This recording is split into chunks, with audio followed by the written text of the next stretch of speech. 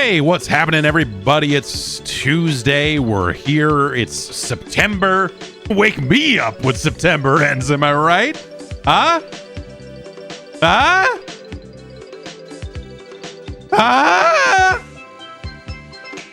I was down at the 7-Eleven this morning buying some energy beverages, and they had a sign in the window.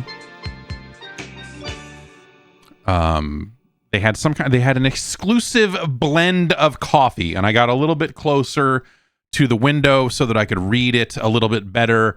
And they have a Green Day coffee at the 7-Eleven right now, and it was called like Punk Puppy or Pink Punk. And so the sign just says like Punk Puppy, and I'm like, well, okay, what? All right, exclusive blend. And as I'm getting closer to it, I'm like parsing like what is being shown to me. I'm like, okay, they've got some kind of weird coffee right now. And as I get a little bit closer, next to the word puppy in smaller letters is just written Green Day. And I'm like, what? Oh, sorry, Punk Bunny. Yes, Nasty Dunk in the chat is right. It was Bunny. It was not puppy. Like, okay, bands bands put their names on things, right? You know, Korn has a wine, or no, Korn has a coffee. Snoop Dogg has a line of drinks, and like it's not unheard of, right? But when Korn made their coffee, they, there's like video of Jonathan Davis looking at coffee beans or something, and you're just like, okay, fucking sure, dude, whatever. Something about the idea of a band licensed coffee that is just like, I don't know, man, we got it at 7-Eleven this month. I mean, in some ways, that's probably way better, right? Because a lot of people probably get coffee at a 7-Eleven, whereas to get Korn's coffee, you have to fucking know Fieldy. You have to like find Fieldy and be like, hey man, that solo record you did, Bassgasm, that was hot. And he's like, thanks man. And then you're like, and then you have to say, you're the baby Hugh Hef. And he says, I gotta go, man. But anyway, here's the URL to our coffee site. And then you're allowed to buy Korn's coffee.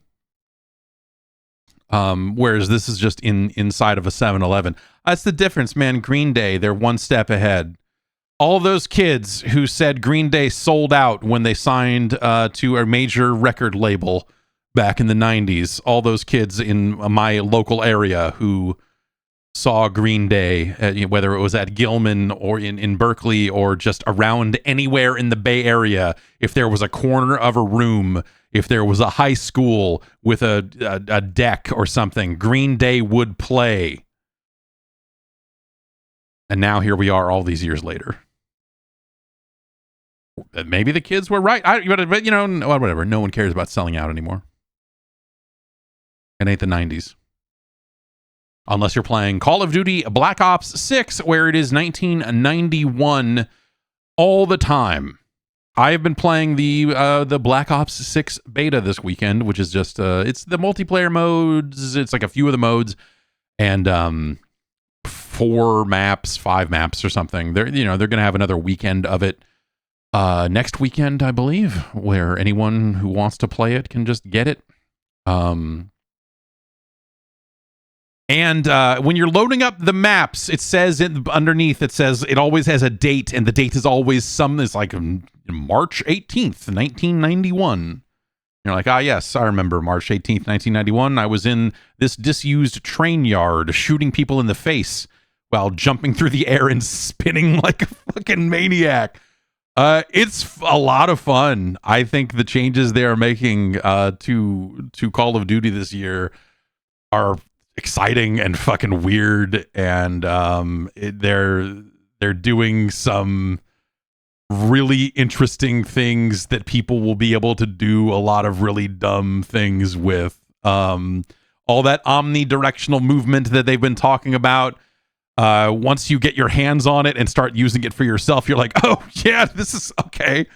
This is real insane. This feels crazy. And I'm able to do some real bizarre stuff with it. It's a ton of fun. It is a whole lot of fun, and it feels a lot faster than even last year's game. I put up a video on YouTube of me playing it if you want to watch that. But the thing I said there is like, man, it's weird. I feel like I said the exact same thing about the beta for Modern Warfare 3, was that, man, this is like last year's game, but faster and kind of slicker, and but like faster. This feels even faster than that. And now you can run in any directions. You can like run backwards and run sideways, and so your player movement is faster. And then on top of that, it is faster, and you can do sideways Max Payne style dives, and just like, and so people. And I don't know that you take any fall damage when you are doing these dives, and so you see people doing these sideways dives off of rooftops onto the ground, and then as they're going down, they're trying to shoot people, or they're doing what will end up being the biggest, dumbest, newest trick shot imaginable, which is they are jumping off the rooftop, spinning in the air 2 or 3 times, and then landing and shooting you. And it's pretty cool. It's super fun. I don't know. You can get up to some real shenanigans in that game. Though most of the videos I've seen have been of people. You can take human shields now. If you get up behind somebody, normally if you get up behind somebody, you can just stab them and kill them, or you could hold down the button and you would do your finishing move, whichever one you bought. In this year's current game, for me, I think I have Cody Rhodes' Crossroads equipped as my finisher. But if you double tap that button instead, you take him as a human shield. And they're taking proximity chat to a new level in this. Last year, you saw a lot of silly stuff in Warzone of people talking to each other, or whatever, just, baiting each other to come out and using proximity chat in some really fun, silly ways. In this one, people are just using it to be fucking sickos, real sick fucks. And so the main video I've seen of this game on TikTok, I should specify, is taking a human shield and then walking over to a bed in the level, or a wall or a surface, and then just moving back and forth with them to simulate the act of dry humping them, and then shooting them and moving on.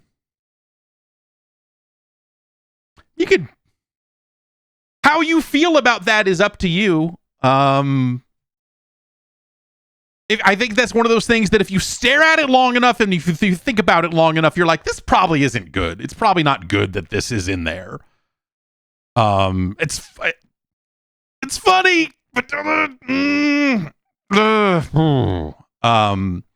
also voice chat is activated. You can talk back and forth. So in some cases, the person who has been taken as a human shield has just started screaming, "No, God, no, don't kill me," which is funny.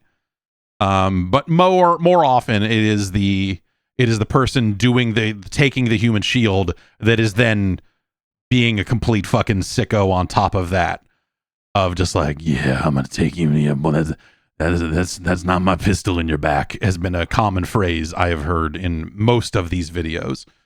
And so that's funny and weird right now, and real fucking crazy. And you'll see videos of that for a while until, yes, I saw someone get dragged into a shower, which was,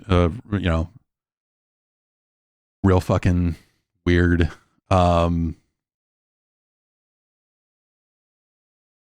So yeah, that's a thing that like now, I think if again, it's the sort of thing that if you stare at it for a little bit longer and think about it a little deeper, you're like, yes, it's an M-rated game. Yes, online interactions are not observed by the ESRB and blah, blah, blah. Kids play the game. It's it's not good. It's not good. It is, you know, it is literally sexual assault being simulated in a way. It's not good. But some of them have been pretty funny. So but yeah, that's been the other big thing in the game. We'll see how that evolves. I don't know what, you know, I look at it and go like, I wonder if they'll change anything about this. I wonder if they'll see these videos and go, this is a little too fucked. Like, this is okay. Yeah, this goes beyond the, you know, they make you check off 3 check boxes saying you'll be a respectful, good player before they let you play the game. You have to acknowledge the Call of Duty code of conduct.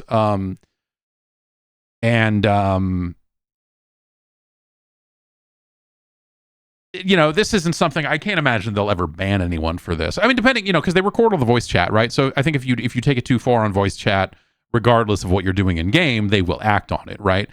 But yeah, I don't know, man. I wonder how that will evolve, or how the dry humping meta will evolve in Black Ops 6. But the game itself, I love how fucking fast it is. I think that they made some changes to weapon attachments, at least, and this is, you know, I'm talking about the beta, right? So we'll see what the full version ends up doing in this regard. But what they're showing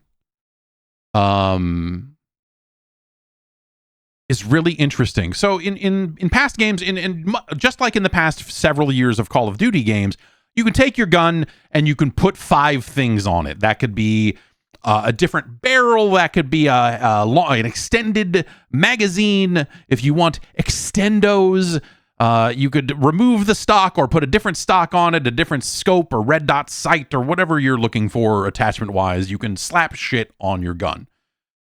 For most of the past years of that, a lot of the shit you slap on your gun, a lot of it has like a lot of downsides. And so it's a lot of ups and downs of like, okay, like I'm looking at a list of 40 things, 40 different like vertical grip attachments I can put on the front of the gun. And this one will raise my, I have less horizontal recoil when I'm using this one. This one has an even better reduction of horizontal recoil, but also makes my vertical recoil worse. And so it's a lot of like staring at lists and lists of items and looking at arrows and looking at red arrows going down and going like, okay, well, which ones, what do I want to do? What do I want to put on my gun? And the answer is usually just like, I'm going to find the weakest version of this that has no downside and just choose that because whatever. Or I'm going to go look online to see what people are doing to tune their guns and maybe I'll just try that, right? So most of the attachments, it's right now it seems like there are fewer attachments in the game, and again, it's a beta. We'll see how that ends up going, and as the game evolves and they sell more and more blueprints and cosmetics for guns, those lists will probably grow. But a lot of the attachments in the beta don't have any downside. The upsides might not be as strong as they were in past games, but they've balanced it in such a way that you can look at it and say, this will improve horizontal recoil. This will improve vertical recoil. This will improve both, but at a much lesser degree than if I pick one or the other. You're looking at these things that have like clear benefits, and it's in your best interests to choose one that fits the way you play the game, as opposed to just like overly staring at the lists and going like, well, this makes my sprint to fire time lower, this makes my hip fire accuracy higher, this makes my aim down sight speed a little bit faster, but it comes with more vertical recoil or slower reloads or this or that, and that is like for the past few years of the game of like, customizing weapons, the ups and downs of the attachments I have found to be annoying. Or rather, you just settle into a thing of just like, this one seems fine, and doesn't have a bunch of downsides to it, so I can read this and know what I'm getting. And so I'm going to choose that. This feels streamlined intelligently in a way that, you can figure out like, okay, I want to do this, and this attachment will do it. And there are no other attachments currently that do exactly that. So you know that this is the one you're looking for. It's a really smart change. I hope that the full game continues to go in that direction and stays in that direction. You do still have some downsides. There are still some that are like, but usually when you look at those, you know why. You're like, oh, okay, this one like has an overwhelming upside. And so as a result, or just like sensible common sense things like, hey, the trade-off of putting extended magazines in a gun is that it takes longer to reload, but you won't need to reload as often because you will have more bullets in your magazine to begin with. Or you can go the other way with it and have like fast mags, which have less room for bullets, but your reload time is reduced. And so you choose, depending on how you play, what's going to make the most sense for you there. Or you don't touch it at all because you can only modify 5 things, right? And so maybe you just leave the default magazines on there, and that's fine too. Smart changes, I think, across the board when it comes to that, and when it comes to like the class layout and structure and stuff. I think there's some interesting things there. But overall, I think the feel of the game is really cool. The maps in the beta seem good. I have come away from the beta excited to play the entire game, is what I will say. I hope that this is a very strong indication of where they're heading, and that there's not some weird rope-a-dope where like, oh, only the stuff in the beta was like that, but the full game will have even more, and they weigh it down with a bunch of stuff. That would be unfortunate, but I really like the direction they're heading in right now. I think it seems really cool. I think a lot of the movement changes are fun. And I don't know how fun they'll be 6 months from now. I don't, like maybe it'll be a situation where people go like, okay, I'm done fucking around. I'm done diving through windows. I'm just going to stand back here and shoot people and be cautious because that's the smart way to play. But right now for the beta, it's like an action movie city.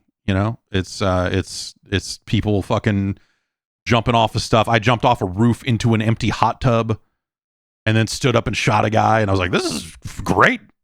This is awesome. I'm having a great time here. So I don't know. That stuff's a lot of fun. Let's take a quick break. We'll come back and we'll talk about Concord, the city of, among other things. No one wants to lose their hair, right? But for men, it's actually pretty common.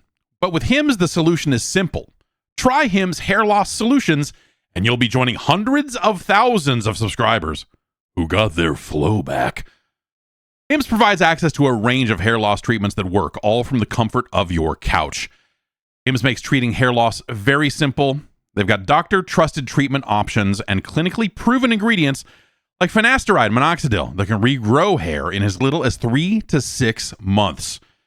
They're offered in a variety of formats.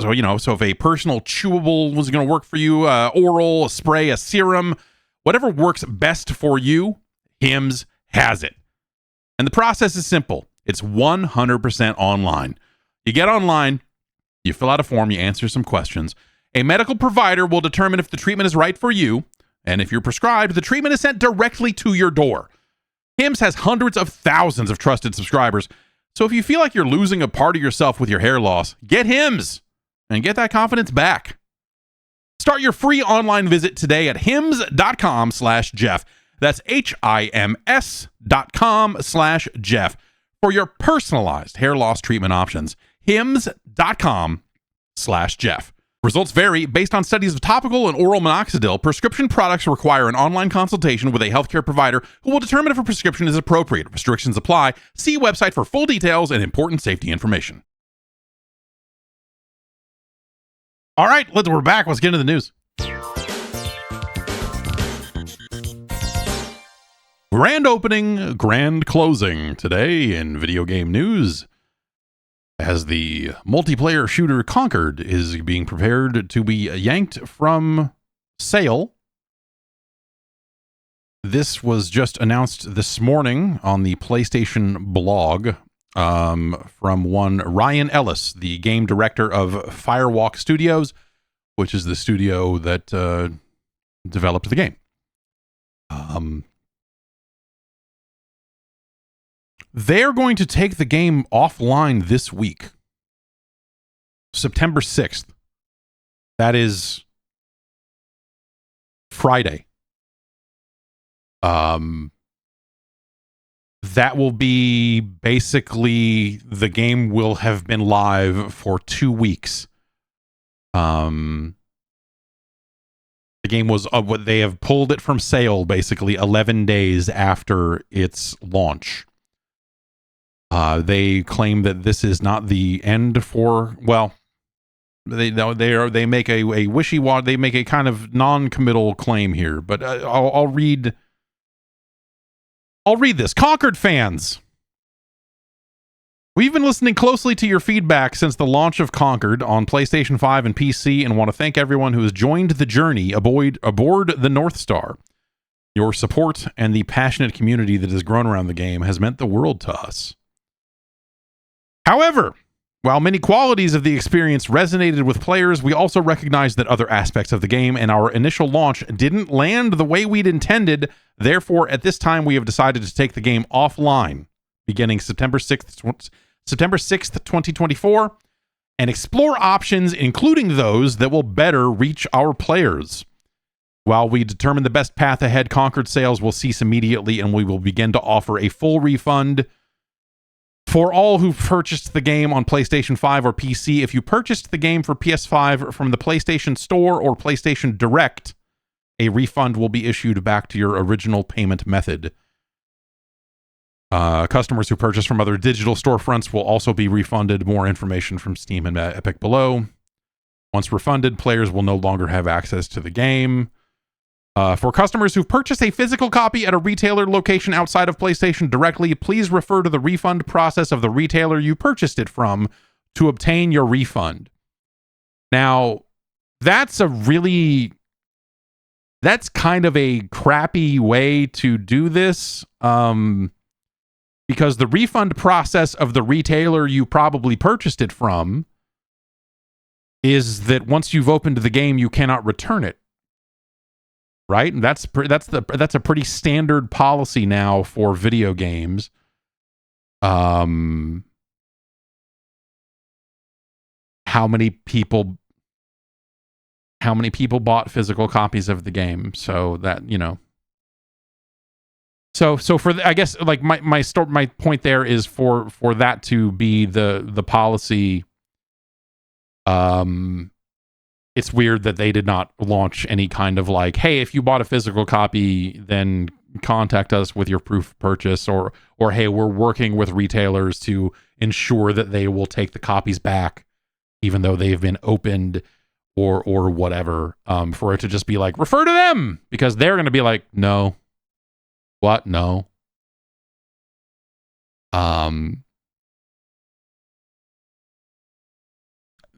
That said, with some of the reporting that has gone into trying to determine just how many copies of the game were sold overall, if that was something that they were worried was going to be an actual problem, they probably would put in the time to make sure that the refund policy was done right.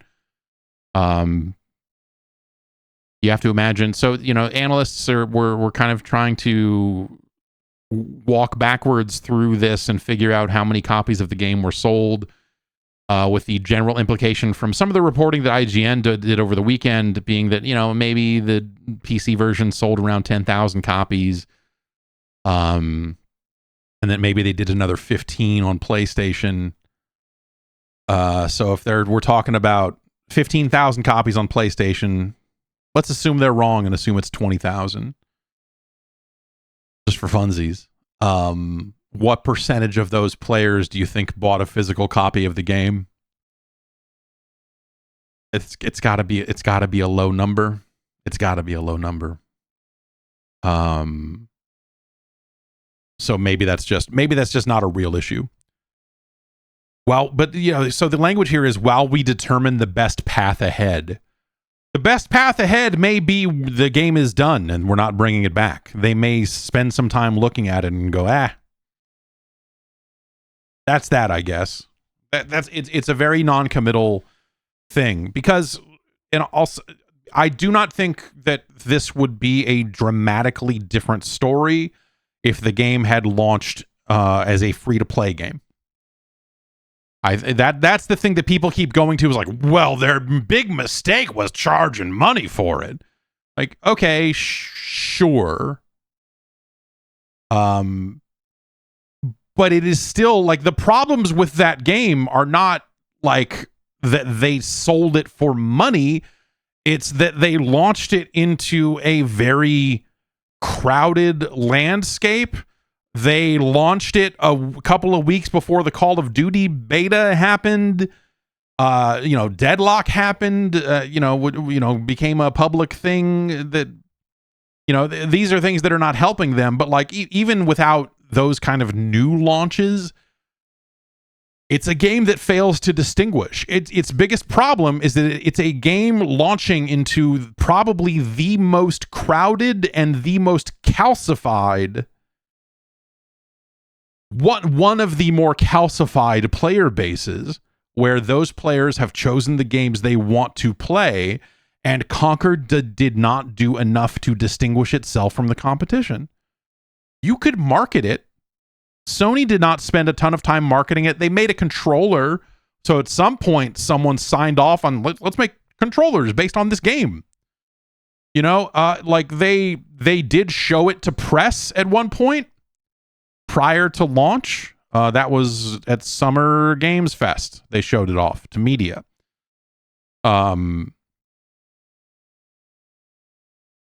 And so I think that it's a totally average game. As someone who has played a chunk of it, I don't like. It's not necessarily a bad game. I think that a lot of the characters have abilities and options that are not interesting to use. And so for me personally, of the 16 characters that are in the game, I found one that I like, one that I would tolerate, and a third one that I learned just enough of to kill myself over and over again. Because you can only have one of each type on a team. So if someone chooses your character before you choose your character, you have to have a second one. But I didn't find a second one that I liked. And so more likely, if my character was not available, it was like, well, whatever. I don't really want to play this game that badly anyway. I'll just leave and go do something else.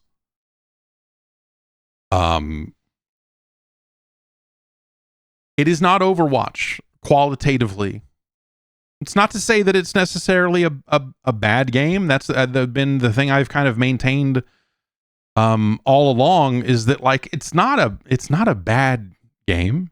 They made some questionable choices, especially in the higher tier multiplayer modes, where they basically, once you start losing your character, like once you start dying, you might lose the character that you're good with and be forced to play more of the roster, which is an interesting idea, but that's not, people don't play games that way. People like to have a main. People like to say, here's my character, here's the character I like to play, here's the character I'm good at, and don't make me have to learn 16 fucking characters. It's not even a fighting game. Why would you do this?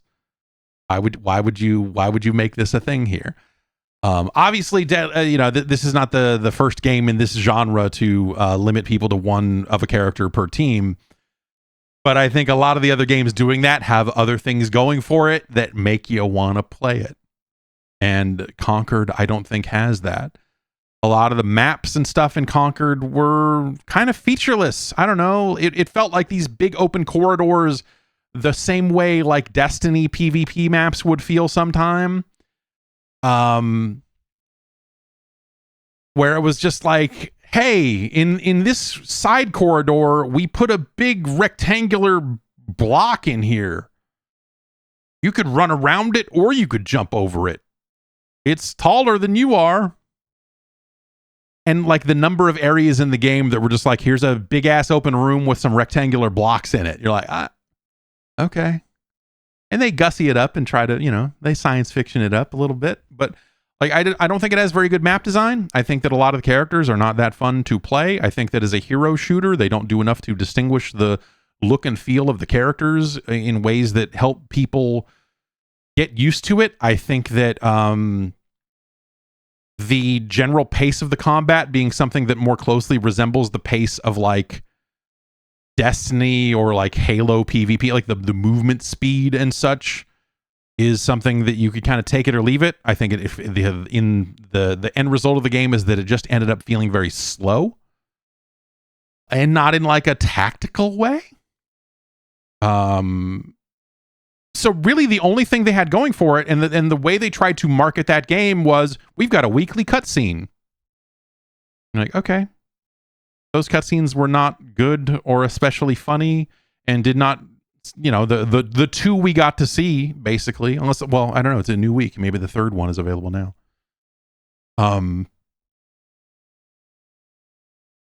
Not a great hero shooter.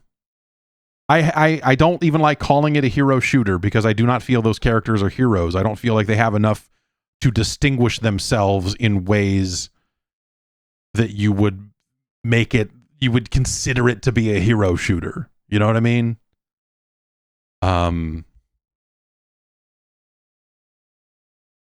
don't think any of that is solved by making the game free.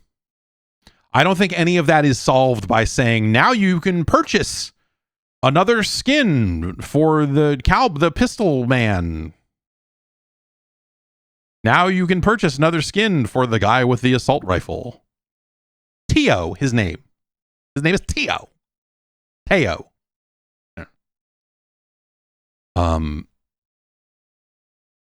So I don't think that that's something that, like, suddenly I don't think the game is suddenly more appealing if they make it available for free. More people would try it, certainly. Of course they would, right? But I don't think it's sticky. I don't think it's like interesting enough. I don't think that the game is good enough. And even if you look at other games that are out there in the free to play space that are not necessarily, well, Overwatch. I mean, for as much as people fucking hate Overwatch, there's a lot more people playing Overwatch. As much as people talk shit about Overwatch these days, you would probably still be better served by that than by this. This, it's hard to, it's hard to feel any type of way about Concord. It is the most like beige, middle of the road, just like, all right, yeah, okay. Like, you could keep playing it, but there's a lot more you could be doing instead. That's true of any game, but Concord just, I don't think it has a lot of, whatever. It's just a very dull video game. That's its biggest problem, and that's not something that is fixed by making the game free. Now, they could have made it a PlayStation Plus game, so that if you had PlayStation Plus, you got the game for free.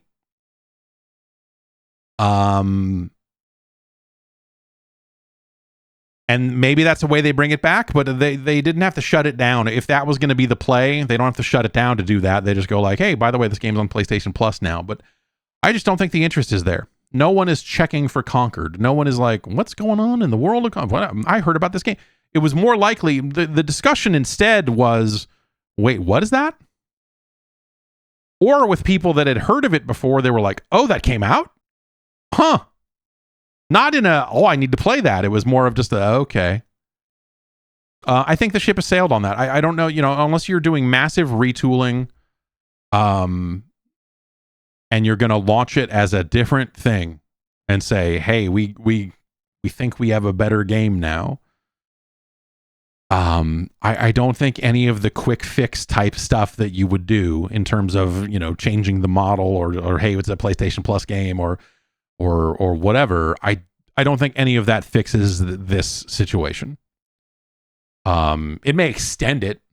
If you made the game free to play, you would probably wait another couple of months to see if it's going to monetize long term, if people are going to buy a battle pass, if people are going to buy that, if people are going to buy skins, if it's sticky enough for that.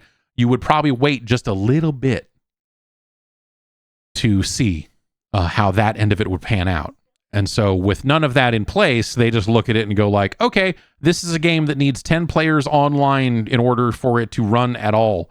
And we're already having trouble with that. We have 3 multiplayer hoppers, and the third one, matchmaking takes forever because no one is going there. So what do we do?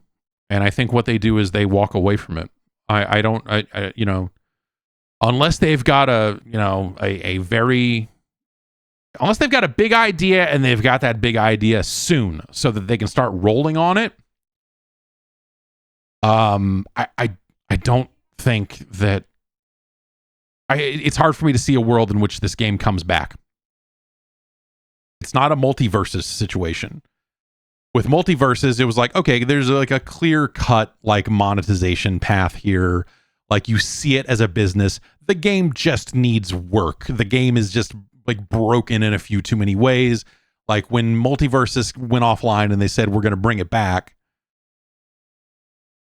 you could at least see it. I think there was still a strong possibility. I think my feeling there was like, maybe it's 50-50 if it ever comes back. This to me isn't even necessarily a failing of the people that made the game. This is a failing of the structure and the machine around them.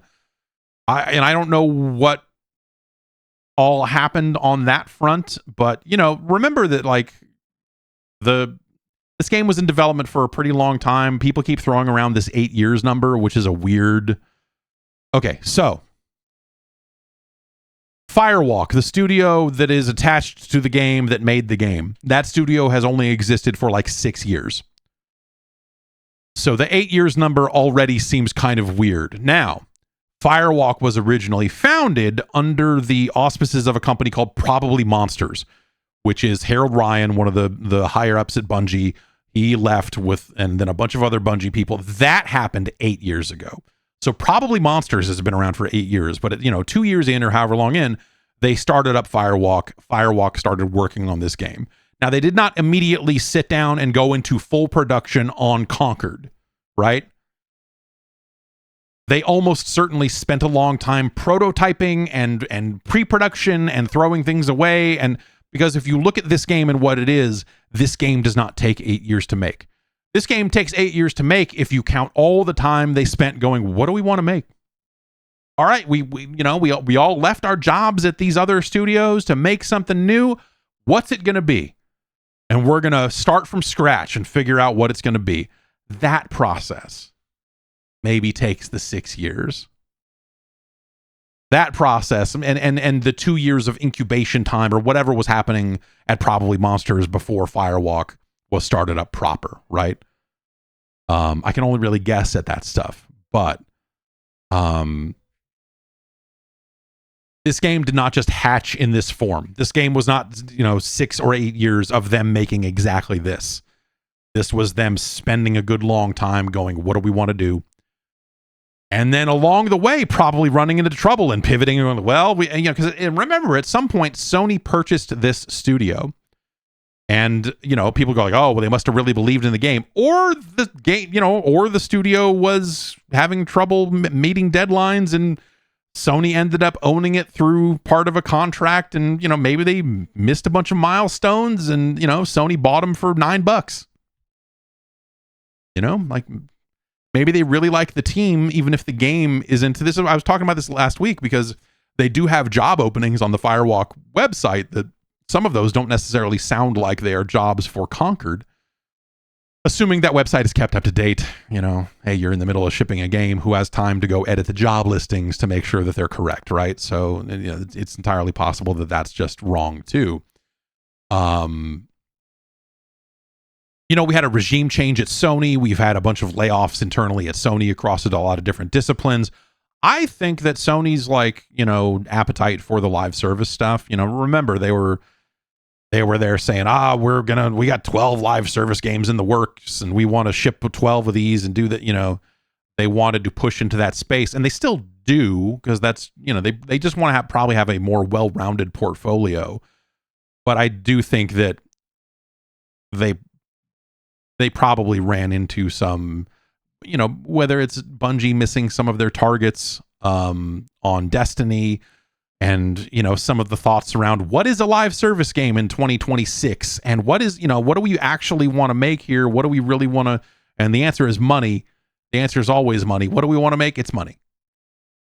12 live service games is probably smart when you think about how many live service games either fail or fail to blow up and become a massive success, right? You have plenty of live service games that stick it out for a good chunk of time, but they're not exactly massive, you know. We saw a couple of games get canceled along the way. If you wanted to count the multiplayer Last of Us game in this live service push, which I think you could technically, that would make sense for them to count that as one of those games. They walked away from that. So I think when a lot of people go like, what does this mean for Sony's live service push? I think that live service push probably ended a while ago. As far as like a corporate mandate, we're going to make this, and this is the, you know, they're going to make the moves that make sense for them, is the impression. It's probably where they're at right now, especially after some changeover at the top. It's probably a lot closer to just like, let's figure out what we're actually what actually makes sense business-wise. And in some of those cases, I don't think Sony knows. Because I don't think Sony, I think if Sony understood what they wanted to do business-wise, I don't think they would have let Concord happen at $40. I think they probably would have said, no, we're going to make this free to play. Because the data would indicate. Instead, you know, if they're only looking at their own data, then they're looking at Destiny, which is like a weird place and not really a comparable place for something like Concord. And the only other recent multiplayer game that they have to look at is Helldivers 2, which is an outlier and is a very different type of game. It's a cooperative game and not a competitive game. So if they took learnings from Helldivers 2 and tried to apply it to Concord, then someone did this to themselves, because that's not where you learn lessons for what it takes to make a competitive video game. Helldivers 2 is not, it ain't that game. Helldivers 2 is a big co-op thing and a very, very, very different beast. And so I think, you know, you could chalk it up to a couple of things. I think Sony has a relative inexperience in that space of the service of the ongoing shooter, but also Concord was not a live service game. They sold it for $40 and said, that's it. We don't have a battle pass. We're not going to hit you over the head with this stuff. We've got a lot of free content that's coming to the game over the course of this much time or whatever. Like, you know, they kind of rolled out, they ruled out a lot of paid updates that you would expect to see from a game like this. Like the week before launch, they got out there and said like, no, we don't have a battle pass. And the reaction was weird, because the reaction from like kids on Twitter was like, this game's dead. You should have a battle pass. It was like a really weird, for a world where people complain about all of the battle passes and live servicification of everything, for a game to just launch and say, here's a $40 fucking video game. And maybe in a year's time or something, like we'll extend the life of this by selling it, like maybe. But like, we're gonna tell you right now, we don't have a battle pass. Like, this is not in our immediate roadmap. We're not 6 months away from a battle pass. We're not, you know, we're gonna add more cosmetics to the game that you will earn through gameplay and not through money. And people did not flock to that, and that's fine, because again, I don't think the money end of it is the only axis on this chart that reads failure. I think the game itself, the game they made, is not a standout game in a genre where you have to make a standout game to succeed or even maybe survive at this point. And so they put out a bad game. No, they didn't put out a bad game. They put out an okay game. And that was that. So I feel for him. I don't know. It feel, you know, if you're on that team, do you feel like, and I know like at least one person just left that team recently, but that's probably not necessarily related to the launch of the game. You know, a game ships and people leave. It's not unheard of.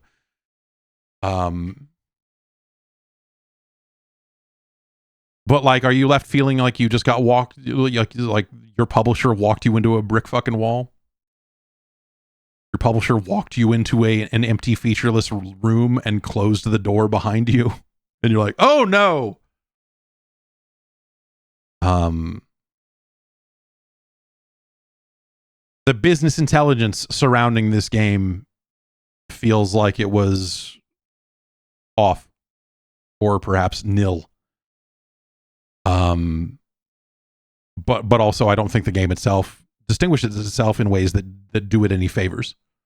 So if you hand someone a bland featureless product and say market it, there's only so much they can do. Especially in this day and age, word of mouth, will kill. They can market it something as like, this is the greatest thing, but that only takes you so far before word of mouth kicks back in and kills you.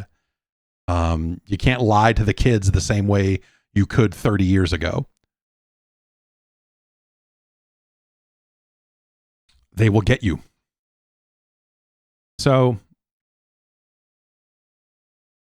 yeah, I don't know if you're with us live and just joining us. Yeah, the news is, to recap, Concord is being shut down at the end of this week, September 6th. Now it is being removed from sale, and the people who bought it digitally will automatically get refunds on all of the storefronts that the game where the game was available.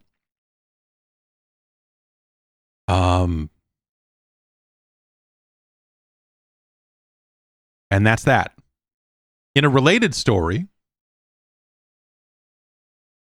I ordered a physical copy of a game called Concord this morning that I can set on a shelf.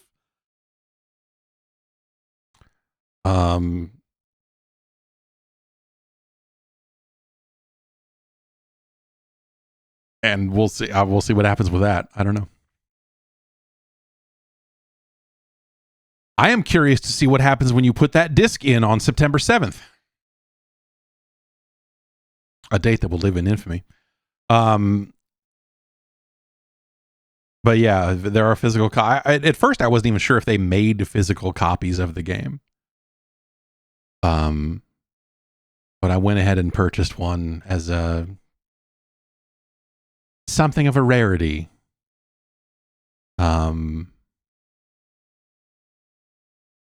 Man.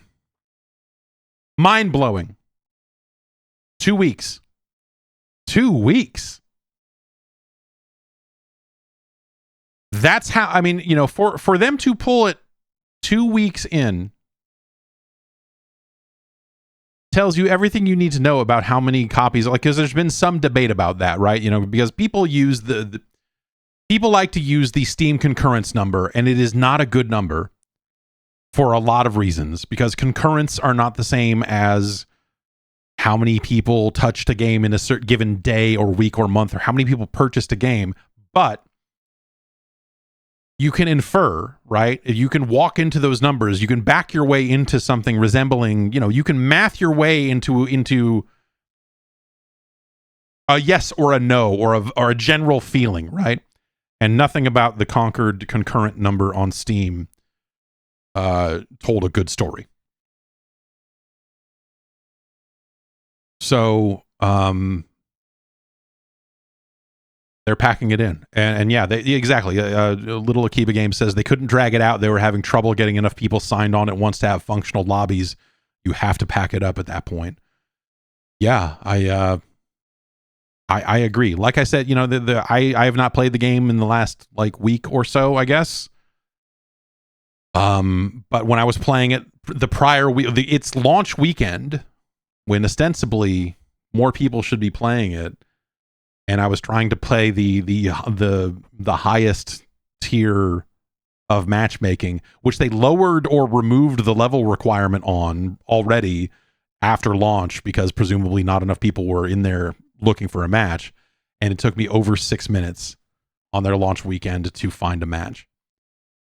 That's not good. That's not acceptable. That's like, okay, and you probably look at that, you probably spend some time going, okay, well, should we reduce the number of options we have to 2 or 1 so that everyone is in the same hopper searching for the same types of matches, and that way at least the scant few people that are online playing it will find each other, as opposed to being split across 3 different searches? But maybe they looked at it and said, hey, that's not gonna make this game a success story. That's like delaying the inevitable or something.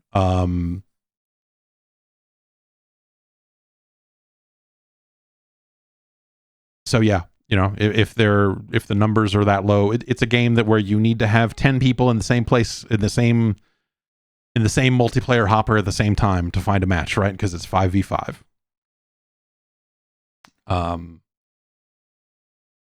And they weren't, they haven't been able to do that. So I don't know. The controller, Dr. Funk says the controller was cool. You can still buy it. They're still selling the controller. If you want to pay $85 for a controller, you can. If they bring the game back, the controller will still, like the controller actually represents the things I liked about Concord the most, and it is that visual style. It is the colored stripes and the way it turns into the logo, and like there's little bits of the visual motif on that game that I think that's the one part of it that I go like, oh, that looks nice.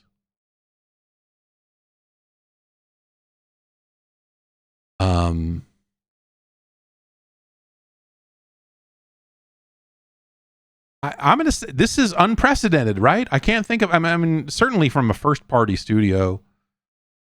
Certainly, that's the sort of thing that like usually the first parties are a little bit better about how they do it, how they roll, I guess, on a general basis. This is the biggest like miss I can think of out of a first party in a really long time.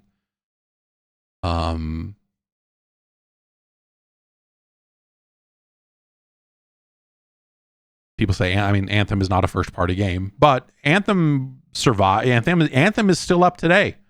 You could go play Anthem now. Anthem is a game that gets better as the months go on because games like Suicide Squad come out and you go, you know what? I'd rather be playing Anthem.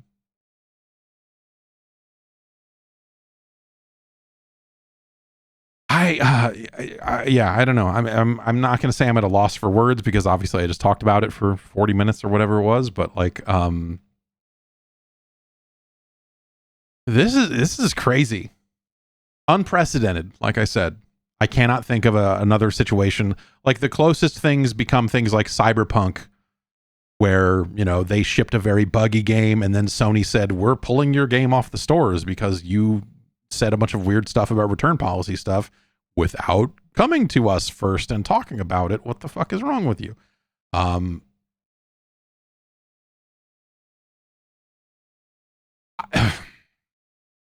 Yeah, like I guess like I am not surprised that Concord is getting shut down. That seemed like a pretty likely scenario given the quality of the game and the interest in the game on day one and all of that. You could look at it and go like, this ain't gonna go. I don't think this is gonna happen.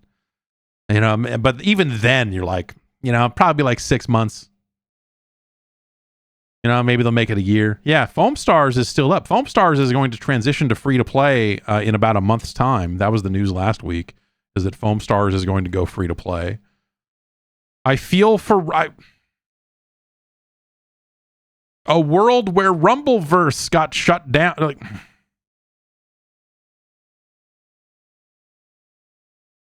I miss Rumbleverse. I still miss Rumbleverse. I was messing around with a lot of capture settings and changing a lot of things up to see, as I investigate moving to a dual PC setup or, if there's another different solution, so I'm messing with a bunch of stuff. And I was looking on my server machine and looking in the local recordings folder for OBS, and there was a 21 gig file in there. And I was like, what the hell is this? And it's like, it's a stream. I had one Atom Boys on and I was playing Rumbleverse. It was during one of their like pre-launch beta weekends or something like that. It was like this, 3-year-old video, 2.5-year-old video, whatever it was. There was just that it had been sitting there. I mean, it's on YouTube, I think, if you want to actually watch it. But it was just weird to find that gigantic local archive there and be like, oh yeah, I guess I used to use multiple PCs to stream stuff before anyway. Concord. What the hell? Let's take one more break. We'll come back. We'll get into the rest of the news. everyone is selling something online these days. But you know what separates the decent online shops from the great online shops? That something is Shopify. Shopify is a back-end payment system that can handle all of the stuff you don't want to deal with. You want to focus on selling things, making sales, making it happen, keeping it popping, if you will. And you don't want to muck around with back ends and you don't want to mess around with credit cards and all this other stuff. You want to offload that to someone you can trust. That someone is Shopify. No one does selling better than Shopify. It's the home of the #1 checkout on the planet. Shop Pay boosts conversions up to 50%. So there's way less abandoned carts and way more sales going down. They keep it happening. That's what you want to do. You want to keep things moving. So if you're growing your business, and who isn't trying out there going like, it could be bigger. Your commerce platform needs to be ready to sell wherever your customers are scrolling or strolling. Not only does Shopify work on the web, they can help keep track of your inventory in a physical location, in your store, your social feeds, all that other stuff. Businesses that sell more sell on Shopify. Upgrade your business and get the same checkout used by Thrive Cosmetics and a ton of other companies. I have been at companies in the past, and we have used Shopify. And it was great. It was very handy to just be able to not have to worry about a lot of that stuff. Shopify takes care of it. If you need to make tweaks, you just log in, you make the tweaks, you're done. Boom. And right now, you can get a $1 per month trial. Sign up for your $1 per month trial period at shopify.com/Jeff. That's all lowercase. Go to shopify.com/Jeff to upgrade your selling today. Shopify.com/Jeff.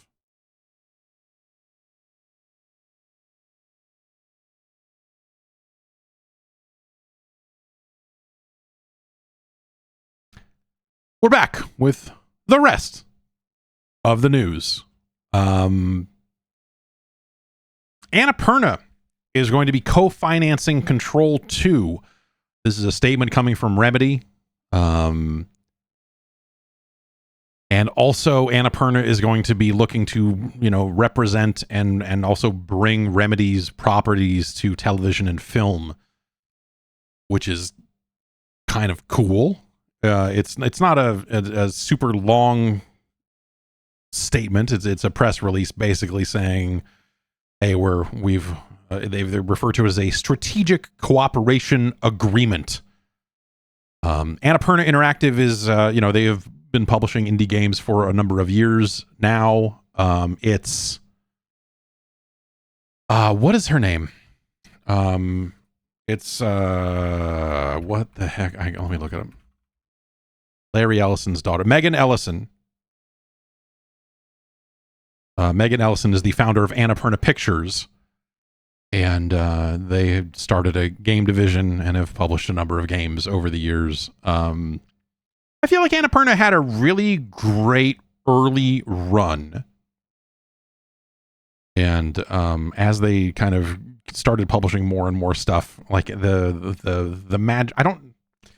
the Annapurna name used to carry quite a bit of weight to it when they were publishing things, because I think they made really strong choices.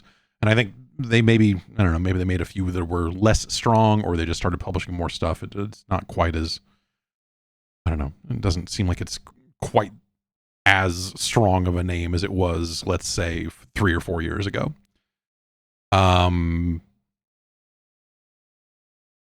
And so this is cool. I think like the thing I'll say is Annapurna is a really solid place for that type of stuff, as far as I can tell. And the people that are there handling the games business at Annapurna, they also got he went back there, I guess, is the move. As part of the press release, the deal was announced just a week after the news that ex-Epic Games executive Hector Sanchez has rejoined Annapurna as president of Interactive and New Media, where his role includes partnering with founder and CEO Megan Ellison to develop IP across mediums. Hector, you longtime viewers of things I have recorded will perhaps remember that Hector was on the Mortal Kombat team for a good long time at Midway. And then for a while there, he was at Annapurna in those early days and then left to go work in Epic's publishing department, where I believe he had a hand in some of the Rumbleverse stuff. And is now leaving Epic to go back to Annapurna in a somewhat different role. The quote from him here is, "This deal with Remedy isn't just about adapting great games. It's about breaking new ground and how companies can collaborate.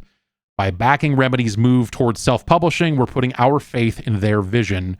We know from experience that Remedy is a first-class games development partner, and we're excited to share their work with an even wider audience by bringing the Control and Alan Wake universes to film, television, and beyond." That's cool. I don't know. So you know, Hector Sanchez was out on the publishing end of the Alan Wake deal as well. So, you know, he's worked quite a bit with Remedy as well. So this is just kind of like a lot of people who have worked together in different configurations, continuing to work together in somewhat different configurations, I guess. If I'm reading all this right. But this seems like a good fit for Remedy. If Remedy's not just going to completely go it alone and self-publish and just do their own thing, this seems like an interesting partnership because Annapurna can certainly handle the publishing end of the video games, and Annapurna is also a fucking movie company. And so if you want to, you know, also, I think that the Remedy intellectual property is it's a great fit. Better than most game properties for whether it's film or TV or whatever, right? I mean, maybe this will just lead to Quantum Break 2, right? Whatever. The universe they've created, I think they could tell a zillion stories in that universe. And so if they were to build out a Control style TV show, you know, where they're just dealing with a weird possessed object of the week or something, like, yeah, you could, yes. Maka goes in the chat is basically saying the same thing. Like, yeah, you could easily do a television show set in the world of Control, do a kind of Monster of the Week, kind of X-Files style. Yeah, man, that would be... They should do that. They should fucking do that, man. I'm going to drive to Annapurna. I think they're out here somewhere. I'm going to go there. I'm going to say, you guys should do that. And they'll say, shut up. Because they're not going to say, of course we're doing that. They're not going to tell me that. They know better than that. So yeah, I don't know. That seems like a really good fit. I don't know. Like, Remedy has been all about its connected universe, and if they can partner with a studio that has a pretty good track record of like working with developers and you know, respecting the intentions of creators. I mean, that's been the vibe I've gotten from people who have worked with them in the past anyway.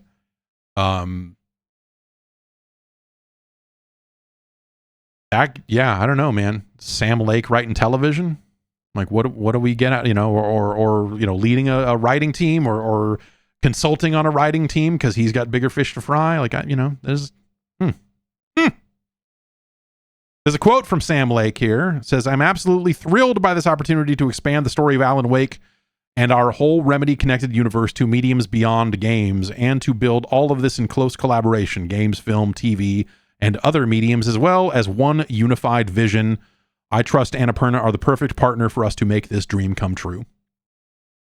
High hopes. I got, you know, I think there are a lot of partnerships like this that happen that you just look at and just shrug and go, we'll see. This feels like the right crew. If there was going to be a crew that was going to be good at handling Remedy's specific style of stuff and bringing it other places, I think the Annapurna Interactive team, there's some solid people there. So I don't know, man. We'll see. I have high hopes. Speaking of getting your hopes up,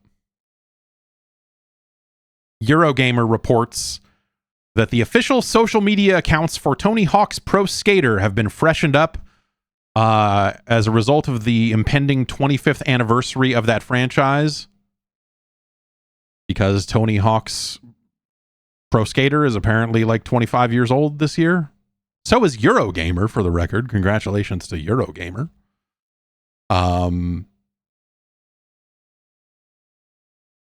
Could there... I don't even want to put voice to it because I've been hurt before. The Eurogamer story here is perhaps most noteworthy of all is news that Activision is marking the series' 25th anniversary all month long, leading some to hope that the 3 and 4 remasters could be unveiled sooner rather than later. God damn it.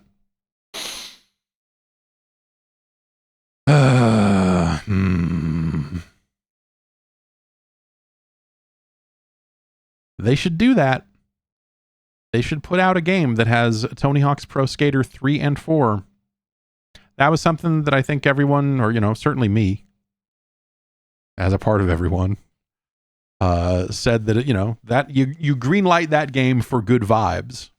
If you want the Activision Microsoft thing to feel like it's good for games or good for whatever,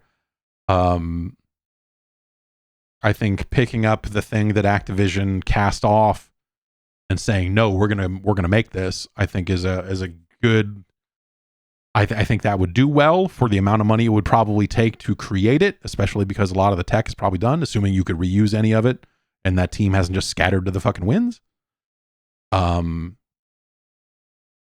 think that would be a really smart move on their part if they wanted just it's not, it's not going to be the biggest project in the world. It's not something that's going to sell zillions of copies, but it's probably not a game that's going to lose you money and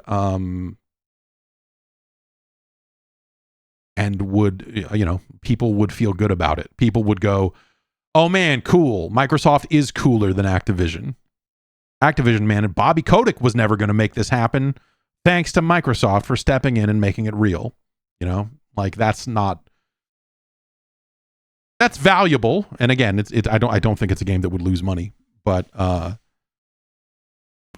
also it's important to remember that every time Phil Spencer is in front of a microphone these days, he says, we're running a business. Hey, I'm running a business over here. Hey, I'm businessing over here. So maybe that just means that they have bigger fish to fry across the board, and if they wanted to make smallish projects like that, maybe they would still be in the Hi-Fi Rush business. I don't know. Let's hope. I don't know. I would like to see that game exist. Very much. We were talking about Suicide Squad earlier. Apparently, though it has not been announced in a massive way, it looks like there have been layoffs at Rocksteady. This also comes from Eurogamer. Rocksteady staff have told Eurogamer of redundancies at the studio following the underperformance of Suicide Squad Kill the Justice League. The company's QA department has seen its size almost cut in half over the past month, from 33 team members to 15, with poor sales cited as a reason for its restructuring. The job losses extend outside of QA, but it's pretty vague beyond that. Normally, I would say, hey, that game's not going to have the years of DLC and add-on content that they planned for, right? When they were first making this game, and they probably thought about like, oh, well, we're going to spend 5 years making it and then another 5 years supporting it. And so we're going to need this many people to do it. You're not going to, that stuff's not going to go. And so as a result, you probably don't need as many people as you had staffed for originally. That said,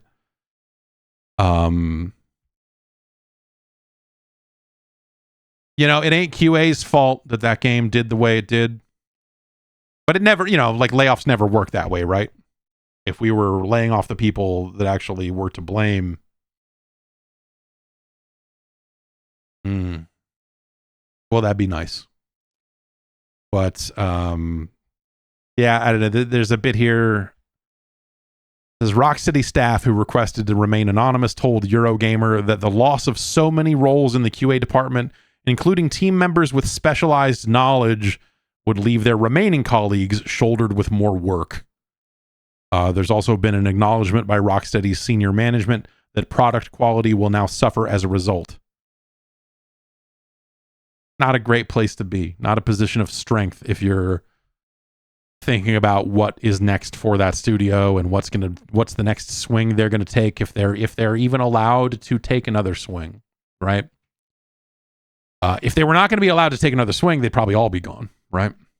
They'd probably just go like, "Oh, Suicide Squad was a failure. We're not going to do our updates." But I don't know. Maybe they have a yeah. I don't know. You know, you could see a world where they finish up support of Suicide Squad and then wind that studio down completely. And I only say that because it's Warner Brothers, and Warner Brothers has been on a real fucking run lately of being some, not even just in the games business, but Warner has been bad for a lot of things, for a lot of stuff.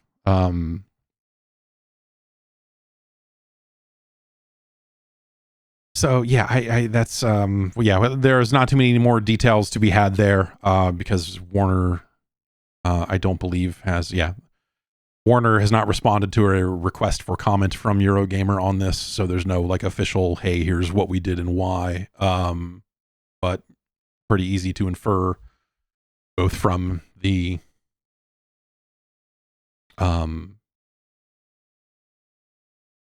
you know, hearing from staff members talking to Eurogamer, but also if you have eyes and ears, you could understand a world in which post-Suicide Squad something like this may occur. That's not to say it's deserved for the people who got hit.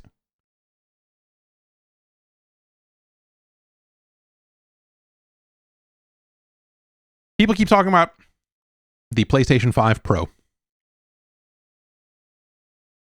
The latest round of reporting comes from Bill Kuhn of Deal Labs, as filtered by VideoGamesChronicle.com. Bill Kuhn, if you remember, has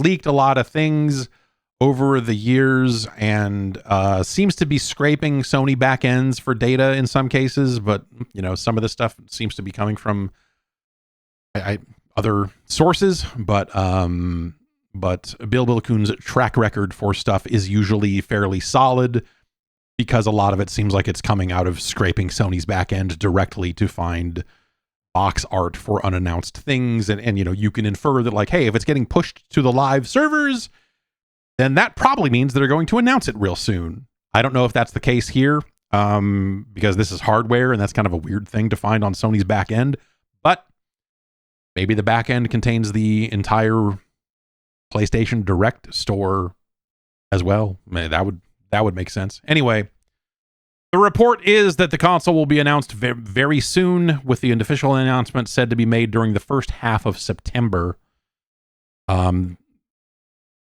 Bill Kuhn also claims to have seen the box for the unit, which has the packaging seems to have the unit itself on it. And in order to avoid getting copyright strikes, instead of just posting that data, those images directly, instead, Bill Kuhn has drawn a picture of the PlayStation 5 Pro.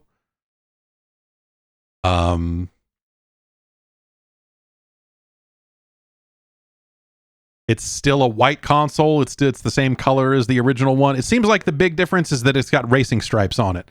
On the top and bottom plates, it's got what look like 3 grooves dug into it that go from front to back on both sides. And so, yeah, I don't know. If we're putting racing stripes on consoles now, I mean, that adds fucking 40 horsepower right there, right? So you know that the PlayStation 5 Pro is going to be a significantly more powerful device. I'm going to put a new exhaust on it. I'm changing out the spark plugs. That's an extra 8 horsepower right there. Get good spark plugs. There's a bit of discussion around whether or not it will have a disk drive. I assume if they're making this, they're going to maintain the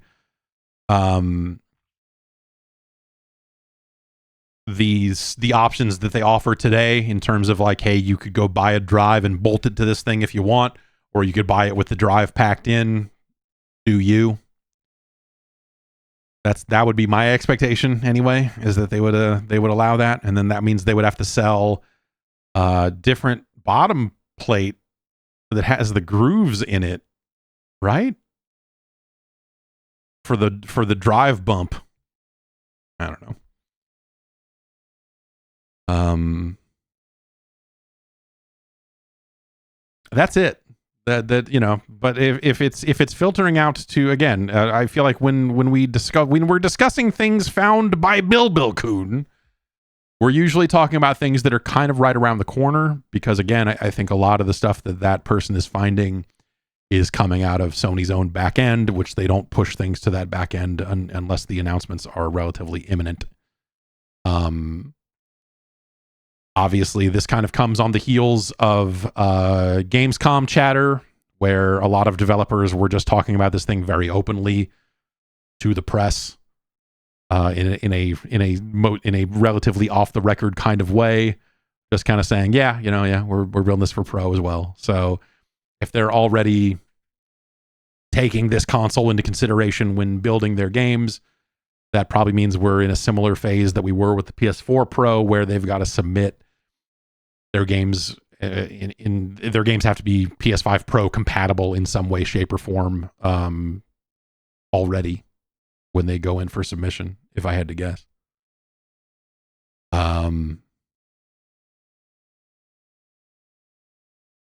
Again,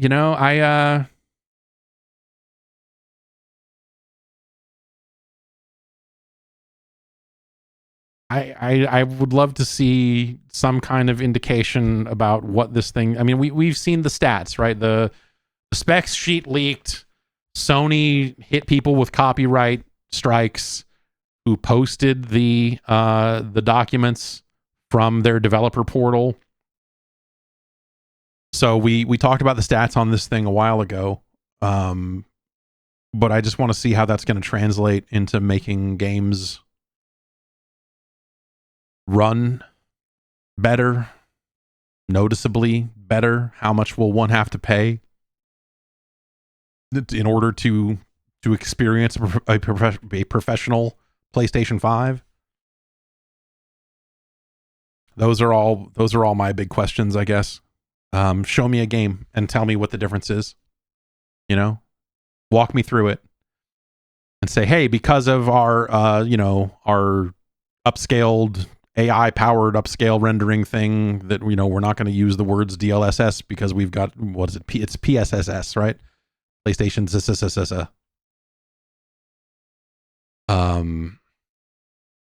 We can more easily up-res things to 4K, and we can do this, and like all of that data. But show me a game and say, hey, here it is. Now it can run at 60 because we're actually rendering it at 800p and then filtering it up to 1440, and then your TV does the rest of the work to 4K, or whatever insane thing they're doing. And how much faster is Astrobot gonna look? And what else is what's it gonna do? How is it gonna matter to me, the user, in ways that, like, whatever. I'm not gonna go down that road again. We've had the conversation about how sometimes it feels like this generation never really got its foot off the ground.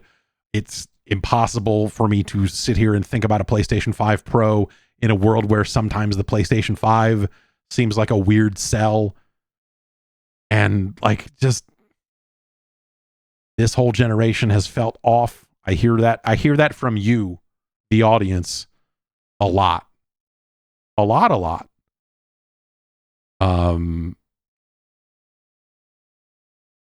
And Are you going to be swayed by a PlayStation 5 Pro? Are you going to be like, oh, okay, well, at least this one's more powerful and now I'll upgrade? There will be some people that do that, right? I mean, some people that are still playing on a PlayStation 4 that'll go like, oh, well, I guess now I can get the good PlayStation 5?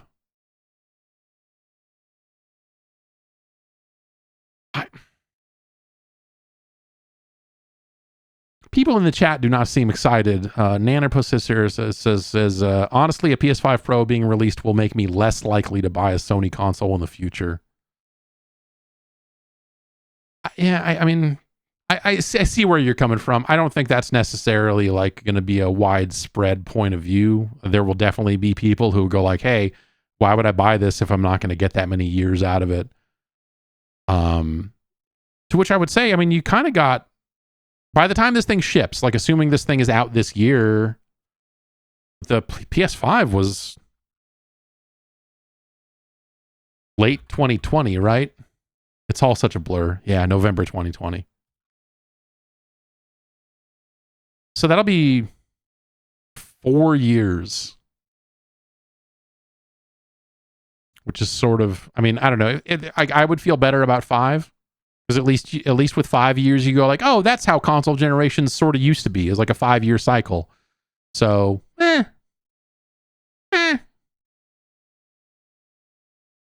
But 4 years somehow feels wrong.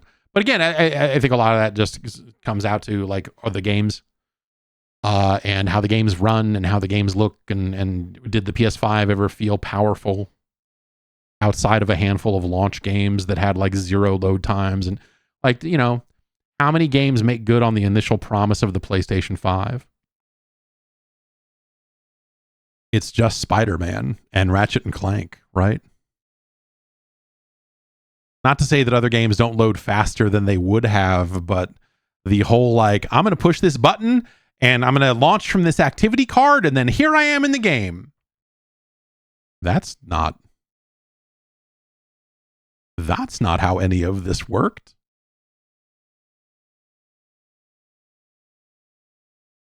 Outside of a very small handful of games. So yeah, I don't know. Sometimes the initial promises of both of these consoles, all of that was recent enough that that I think that's part of why it makes it feel crazy to me. But I don't know.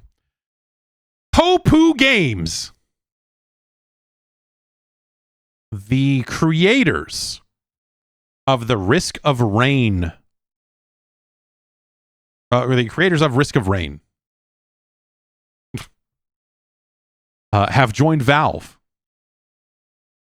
If you remember, Risk of Rain, at some point they sold it off to Gearbox, or like Gearbox published it and then published like Risk of Rain 2 on consoles, and then the upkeep of that game is up to a totally different team and all that other stuff. And people will seem extremely unhappy about where Risk of Rain 2 is at these days.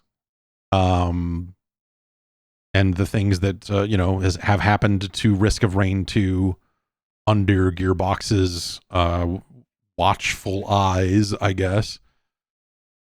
So the initial creators of Hopoo Games, who were based in Seattle, have announced Hopoo Games is done. Because they are all joining Valve. Or many of them are joining Valve. It says here, what they posted to Twitter is, today we have an exciting update. Duncan and Paul, alongside many other talented members at Hopoo Games, will now be working on game development directly at Valve Software. We are incredibly grateful to Valve for their partnerships in the last decade and are excited to continue working on their awesome titles. Implying that perhaps that they have already been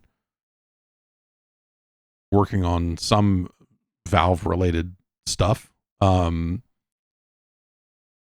this does mean we are stopping production on our unannounced game, Snail.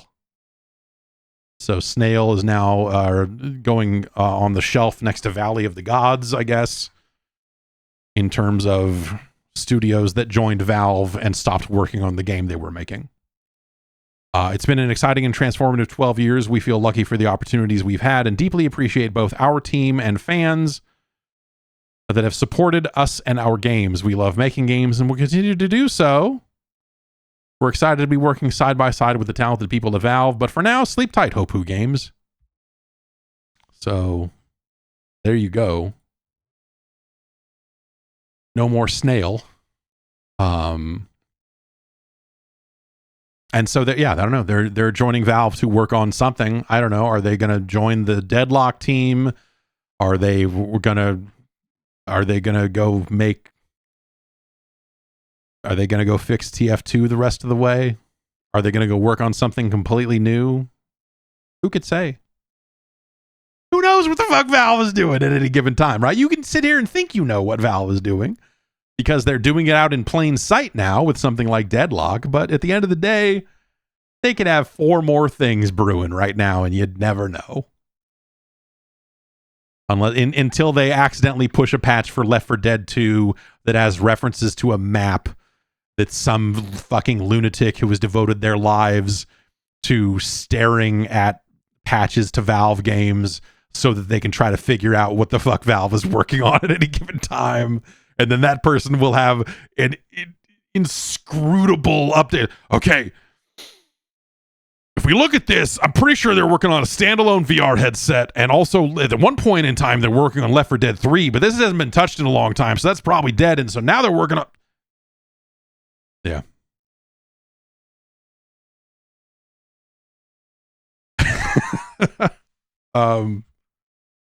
So yeah, congratulations to the team at Hopoo Games for moving on to the next chapter in your careers. And working at Valve. Make another Steam Deck. I think Valve should make a faster Steam Deck with better battery life and a bigger screen and a better D-pad. And put the Hall effect sticks in it to begin with instead of letting lunatic companies make their own Hall effect sticks that you can install in the Steam Deck yourself. They should make a Steam Deck 2. That's what I think. I think they should make another Steam Deck. One of these days. Eventually, when it makes sense to make one. They should stick with that. I hope of all the things the Valve has kind of made and then not made another one of, I hope that they continue to make more Steam Decks because that stuff is cool.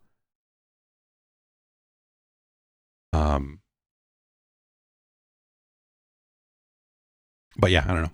We'll see. Maybe they're just going to go make Counter-Strike maps. Who knows? This is episode 117 of the podcast. And as a result, it got me thinking, what the fuck do you want out of Halo at this point? Are you just done? I mean, the television show has been canceled. Obviously, they said that they were like, oh, we're gonna, if we can find another home for it, like, and it might not be, you know, like whatever, but like Halo Infinite, they made it, they fixed it.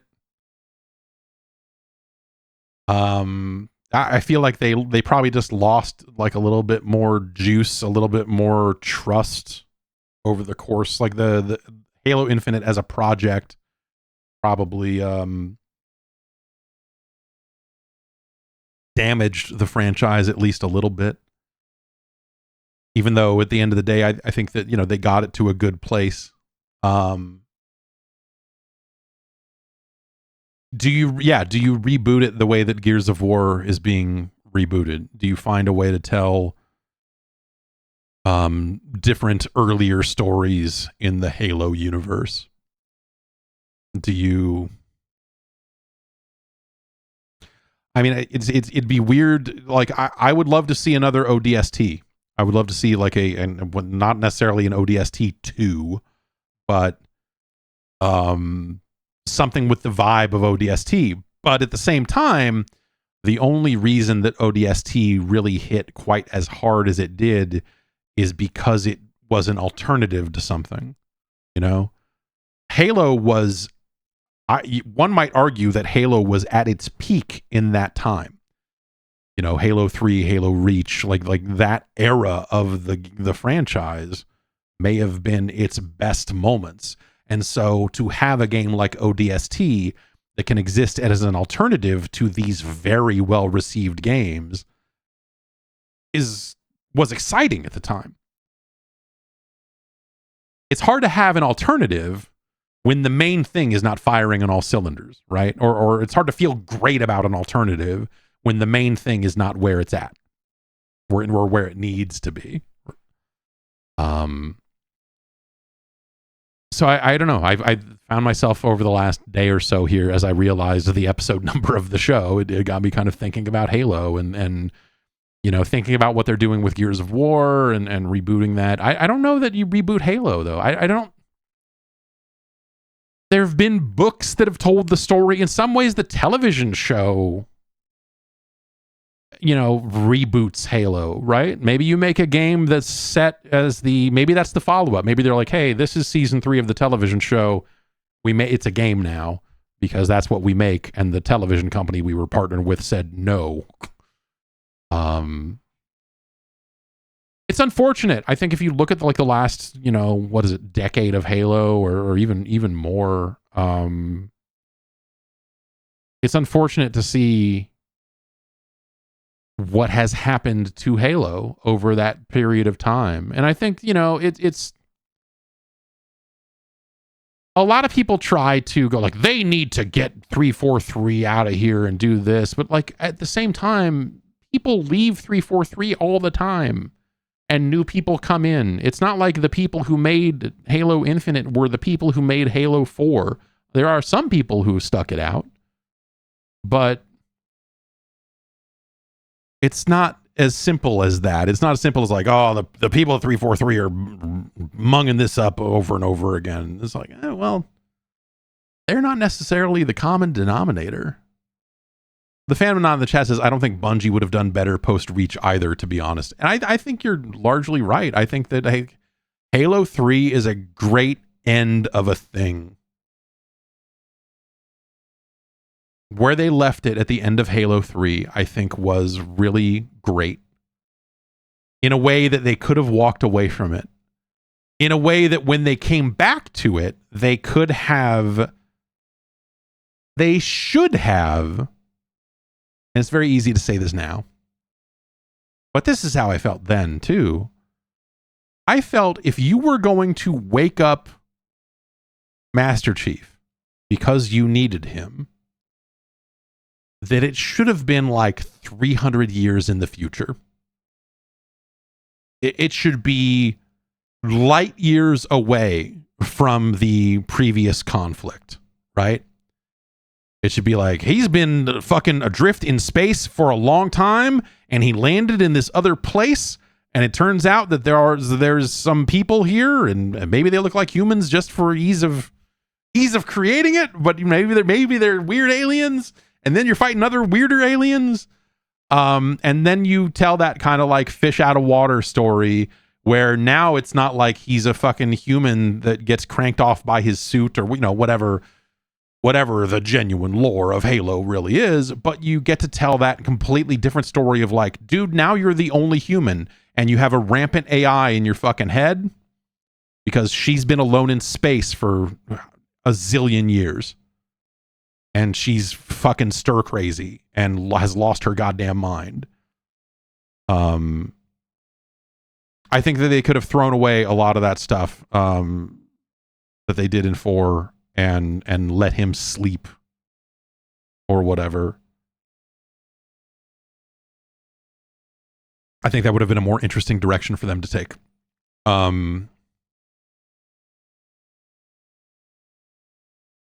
And then, you know, in Halo 4, they did try to, you know, change things up. They're like, oh, well, you know, we do kind of have a new faction. We're going to do this whole thing. And well, you know, even halfway through that game, they were back to like, hey, look, got to fight this other stuff too. And by the time we get to Halo 5, they're like, yeah, well, the Covenant, man. They're the people that you care about killing. Not this other fucking bullshit.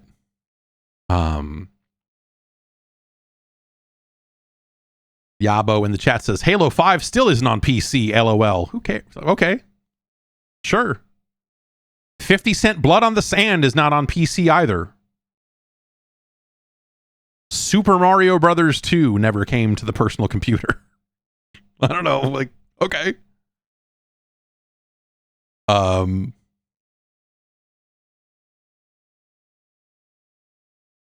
But yeah, Halo was a hard one. Halo was a tough nut to crack, and I think about, you know, when you think about a lot of the stuff around Microsoft and the Xbox, and like, what does the Xbox need to get its mojo back? You know, whatever it is. A lot of that conversation used to be about like those core franchises and making sure that they are as big as they ever were. But like, over the last few years of like kind of thinking that through and looking at where Microsoft is heading and what have you,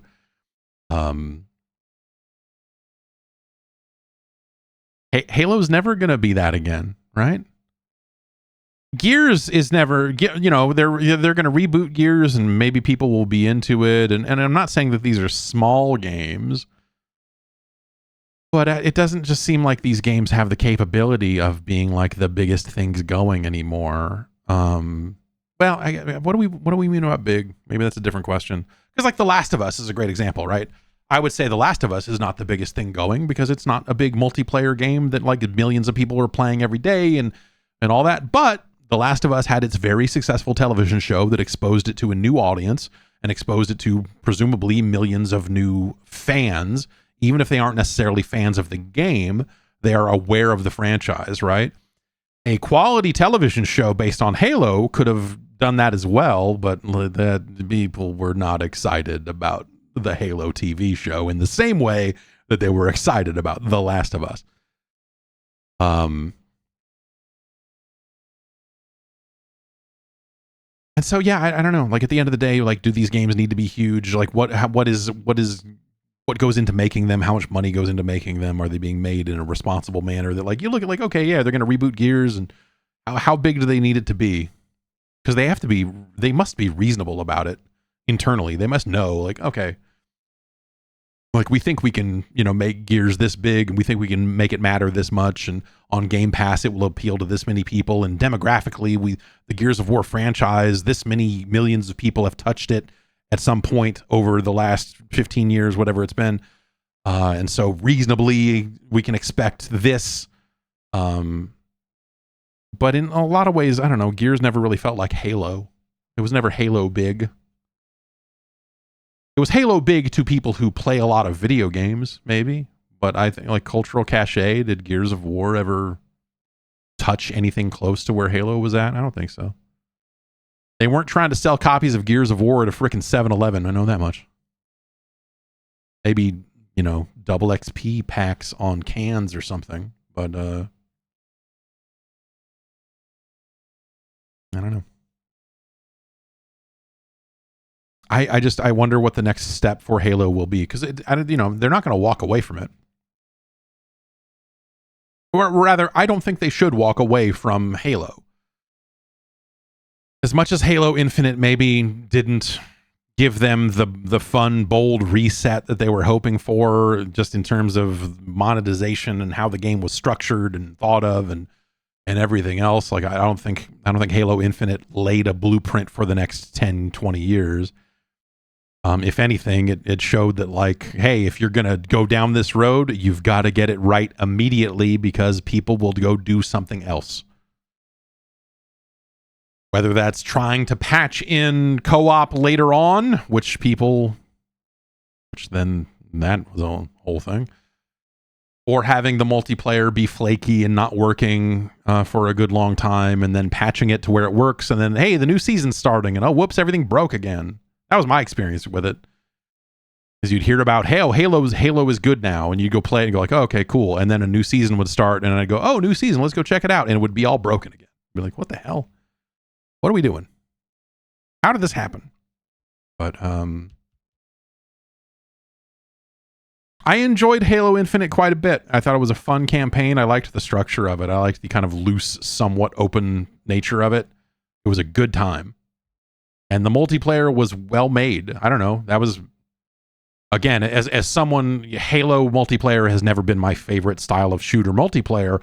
Halo Infinite, for me, was probably the best that one's ever been. The best that franchise has had multiplayer-wise. Infinite was probably most of what I was looking for out of a game like that, because they were like, hey, yeah, I don't know, you can run. you can pull the left trigger. You could, we made it like a more modern shooter as opposed to just sticking to Halo the way people have always made Halo. And I don't know, I liked that about it.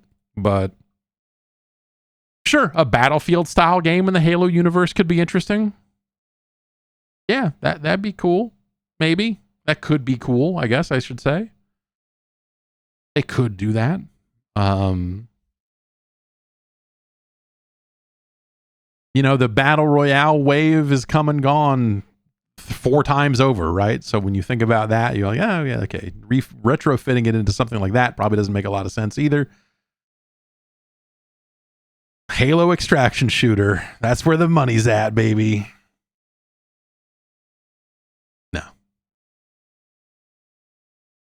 No.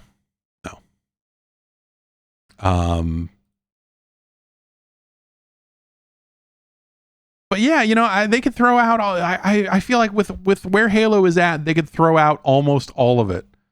Like, what's the key thing in Halo that they can't get rid of at this point? I might say the Master Chief is it. And even then, you could reboot him to be a completely different character and type of character, and that would still work. But I think they've rebooted it enough different times along the way, so kind of soft reboots rather. Enough times over the years that, like, I'm not married to any of those weapons. Yeah, maybe the Needler. Stupid cat girl says in the chat that the Needler would be. Yeah, sure. Yeah, sure. Maybe a Warthog. I guess.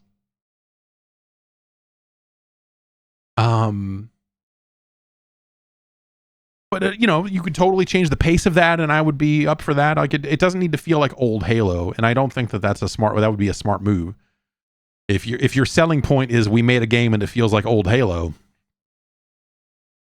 you're gonna get the people that played old Halo and no one else. And I don't know that that's the right number of people anymore these days.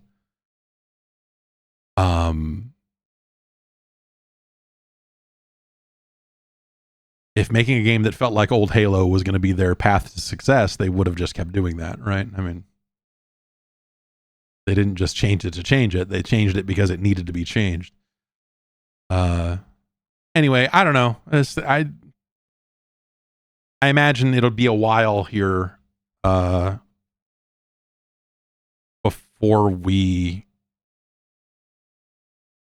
hear more about whatever is happening in Halo at this point. But anyone that says that, like, oh, they changed too much about Halo and it needs to keep being the thing it always was, like,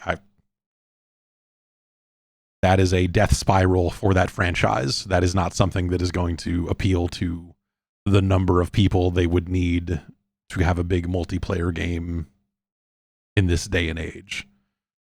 If you just want Halo to be your, like, hey man, all you old dudes need a place to fucking shoot each other and slam Mountain Dews, then sure, I don't know. You could have been playing Splitgate this whole time. That's it for the news. Let's take some emails here. podcast@guard.bike is the email address. Send one on in.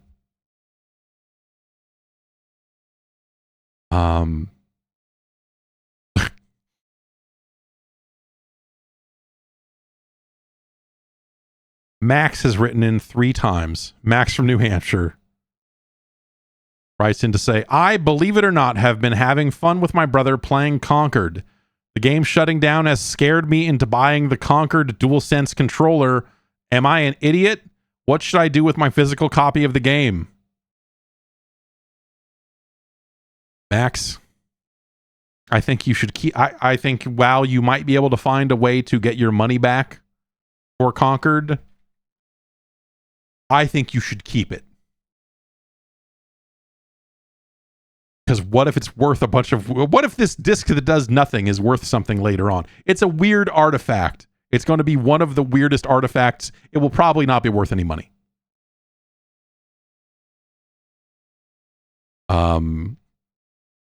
Buy the controller. If you like the way the controller looks, buy the controller. You don't have to like the controller. You don't have to like the game to use the controller. It's the same. It's just another controller. I think the controller looks okay. I don't think it looks $85 worth of okay. So that's where I'm at on it. I am also not going to buy the Astrobot controller because while I think that looks cool, I'm a DualSense Edge man now. I'm edging over here. And that's where I'm at. So like the idea of a standard DualSense, I do not find super appealing anymore, because I'm an edger. Put that cup of coffee down or I'm gonna fucking kick your ass.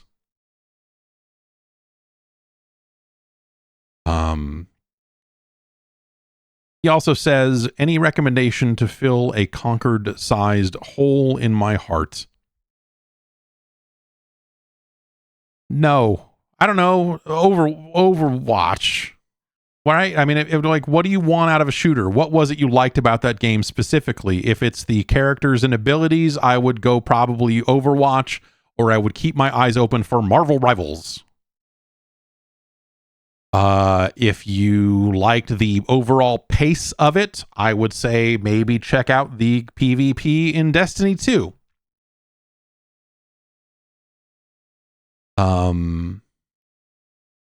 I might say try the Call of Duty beta next weekend because it's just open to everybody. It's not really the same as Concord in any way, shape, or form, but it's a shooter. You could do a lot worse.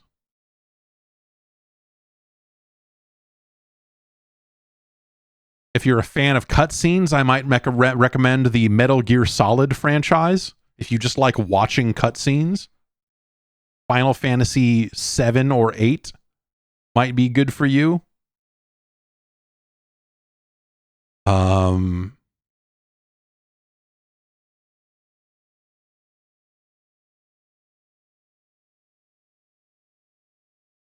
Yeah, I don't know. But yeah, with your physical copy of the game, I would say, unless you would have a really good use for that $40, I would say keep it. If the $40 would be useful to you immediately, then I would try to return the game, I guess, and see if you can get your money back. 2 weeks, man.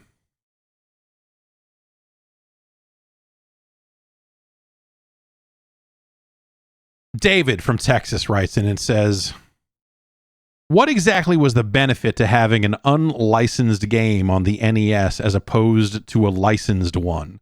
I assumed it was because maybe the content was a little too graphic like Chiller, but then watching the NES rankings and seeing stuff like Micro Machines being unlicensed was a big surprise. Was it a cost thing? Could you still sell your unlicensed game in big retail stores back in the day? So... licensing in general, when Nintendo came up with the idea of the seal of quality and that they licensed their games, it was for multiple reasons. One, because that meant that they were getting a cut of the action. I believe it was not necessarily that you were paying for the license itself. It was more that licensed games, NES games, had to be manufactured by Nintendo. So you were buying your cartridges from Nintendo and they were making them, or, you know, their factories were making your games and you were selling them and all of that. And you had access to, you know, some of the resources that they had at their disposal as a result, you know, Nintendo Power promotion, stuff like that. companies didn't want to pay those fees. Companies found that they could manufacture the cartridges themselves more cheaply. They found ways around any kind of console lockout. Okay, but it was actually, to take one more step back here. The reason licensing was a thing originally is because of the Atari 2600. Because of the glut of garbage software that came out on the 2600 and how that scared retailers. And how retailers were afraid that it was going to happen again. And they already went through it with Atari. They didn't want to touch Nintendo. When Nintendo was coming up with a ton of different reasons for why they were different from the Atari and that it was not going to crash again and whatever else, it was stuff like, oh, we got a robot. It's like a toy. But also they're like, hey, we're going to fucking keep a clamp on quality to prevent that from happening again. And that was something they could go to retail with and say, yeah, no, we understand that a lot of fucking bullshit came out on the Atari.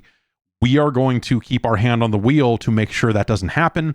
Publishers will only be allowed to publish a certain number of games per year, so they will not be able to flood the market with cheap garbage. They will have to take their shots and make them count. And that was something that they used to try to control retail. Companies like Atari were not okay with this. And so Atari, through Tengen, reverse engineered whatever they needed to in order to make their own cartridges, and went ahead and sold their own stuff. And that ended up leading to lawsuits and whatever else. And you also had companies like Codemasters who were doing the same thing. And it was purely because they found that they could manufacture their cartridges cheaper. Nintendo would then try to pressure retailers into not carrying unlicensed games. And I don't know how well they pulled that off, or if they ended up facing any kind of antitrust or monopoly style stuff on that. I can't remember off the top of my head, but I do think the government at one point was like, that ain't good.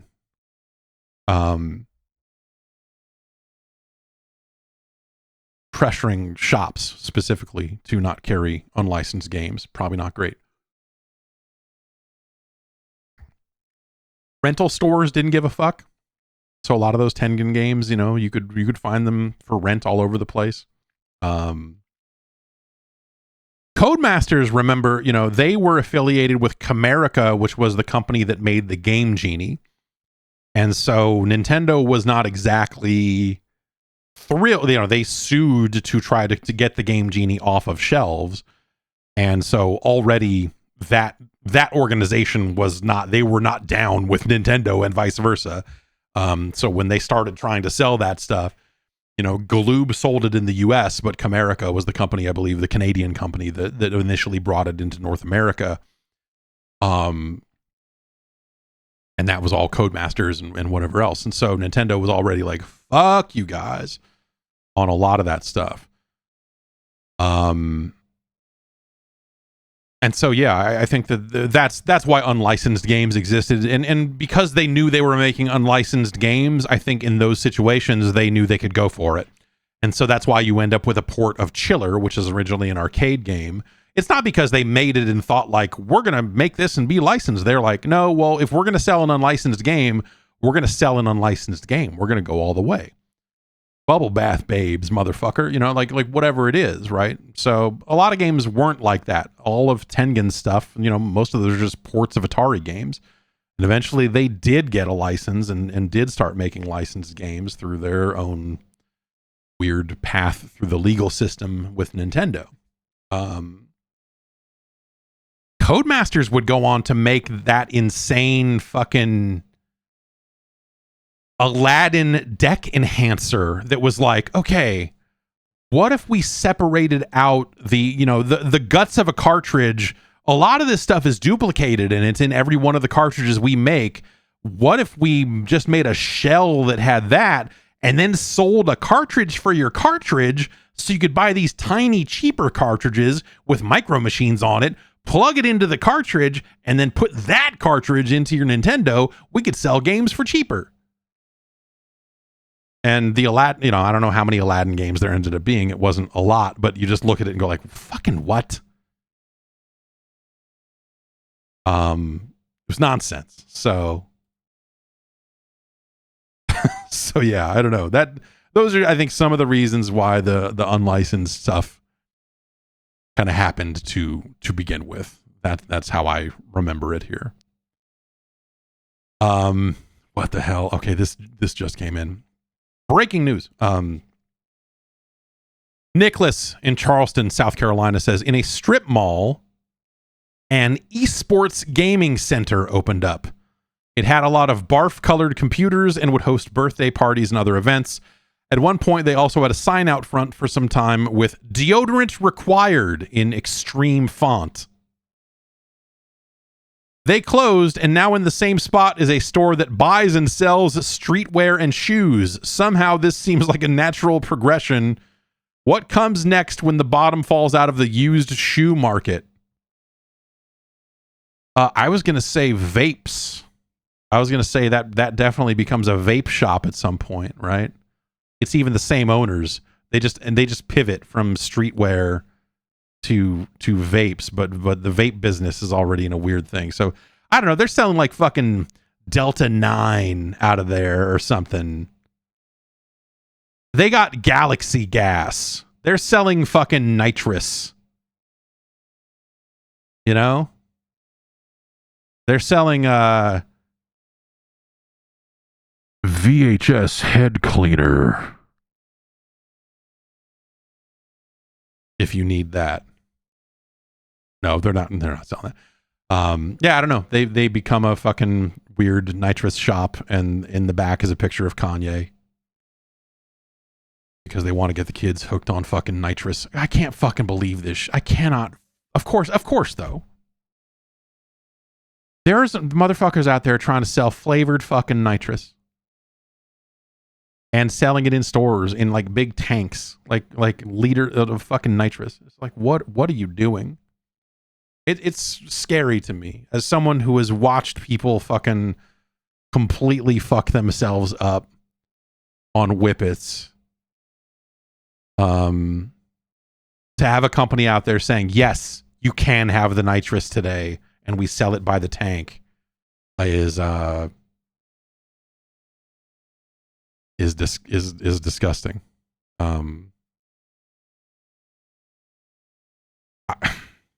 Yeah. I don't use inhalants. Don't fucking if you're gonna find ways to fucking fuck up your brain, this is not the one, man. Don't do that.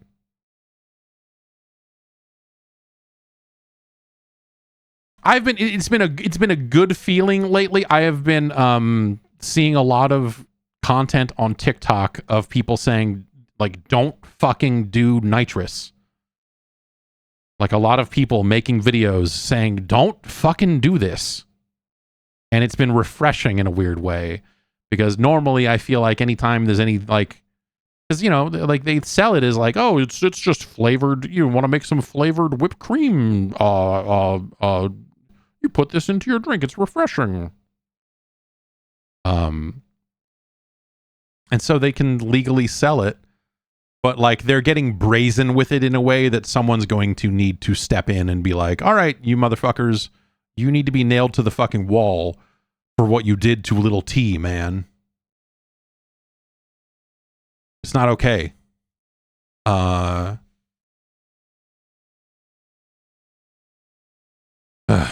Okay.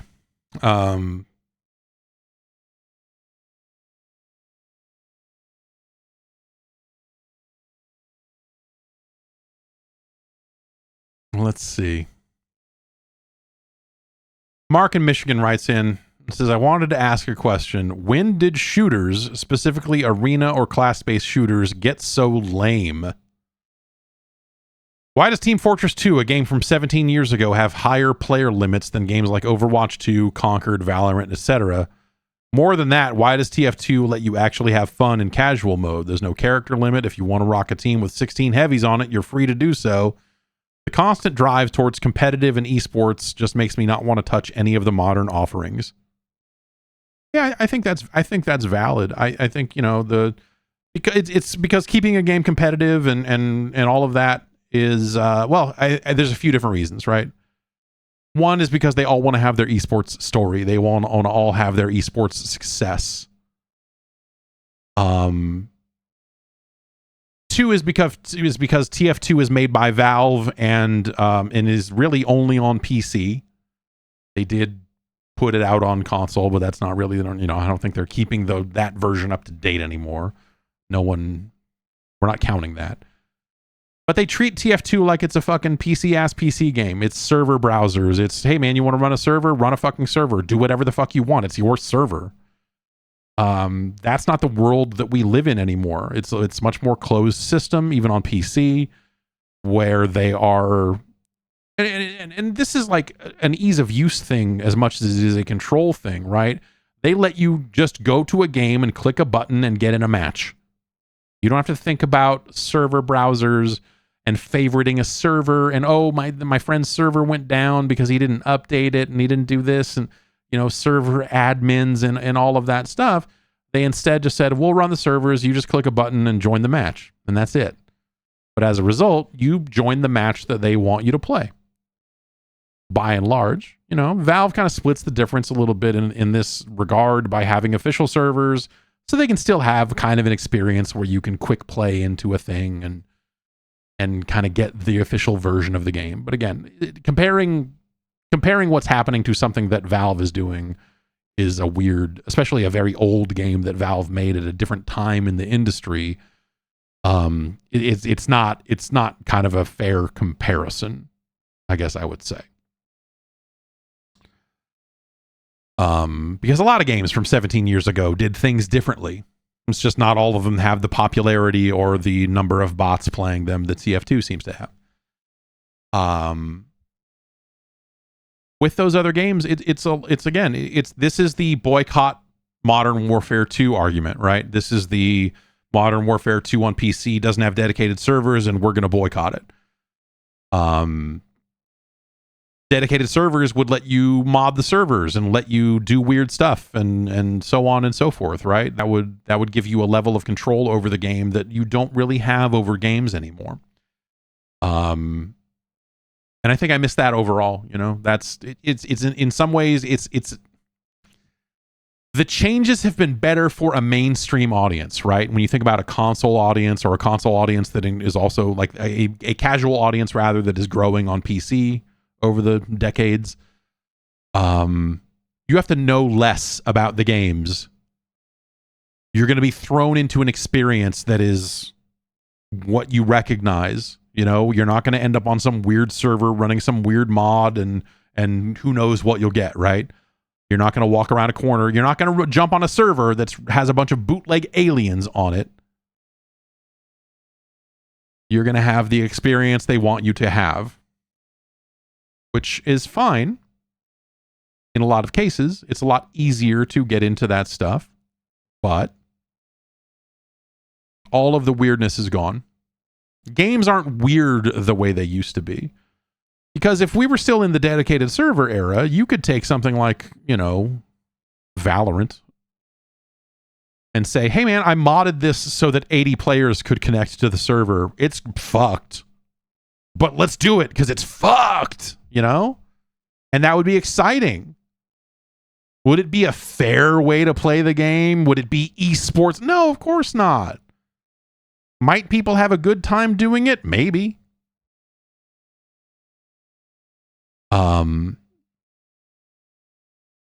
So yeah, hacking player limits or making new maps or doing whatever else or coming, you know, Quake 2 with all of its skins.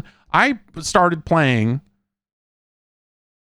a game called Action that is on Steam. That's Action with a Q instead of a C because it's a Quake 2 mod, because it's Action Quake 2, because someone is running the Action Quake 2 mod as a separate application now, and they put that on Steam. It's free, and you can just go get it, and you can just play it, and it's Action Quake.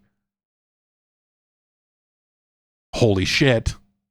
and I joined, and there were people on the servers playing, and so I played like a couple of rounds of fucking Action Quake and felt real good about myself because I won. And it was awesome. You know, the North Star was the Titanfall 2 mod that came along that restored access to Titanfall 2 multiplayer because it was being hammered by hackers or whatever the hell was going on, and let people run their own servers. Was cool because it also provided a framework that allowed people to modify rules and do things. I don't know if they ever got there. I haven't checked in on that community in a while. What they were doing mostly was just running regular Titanfall 2 matches, but the framework was in place where they're like, well, we think we can maybe start modding stuff here and maybe do some other weird and neat things. And that's kind of cool. Ambivalent Ronin in chat says, players creating their own fun is dangerous. Can't have that. You're joking, but also, yeah. Kinda. In this day and age, connecting your computer to some fucking random server run by who fucking knows who that might be exploiting God knows what in a game is not necessarily safe. And so that's part of it as well, right? Is like maintaining control over the experience and closing those loops off ends up actually probably being safer in some meaningful ways. It prevents you from connecting to servers that have been devoted to racism and devoted to, you know, where they've put a bunch of other sound effects and weird, you know. In the era of Quake 2 and Quake 1 and all this other stuff, they were more innocent times. But you would still connect to servers that were just full of weird racist garbage. And you're like, what? How did I end up on the clan? This is a different spelling of clan than I am used to in the Quake 2 scene, my friend. Let's go somewhere else immediately.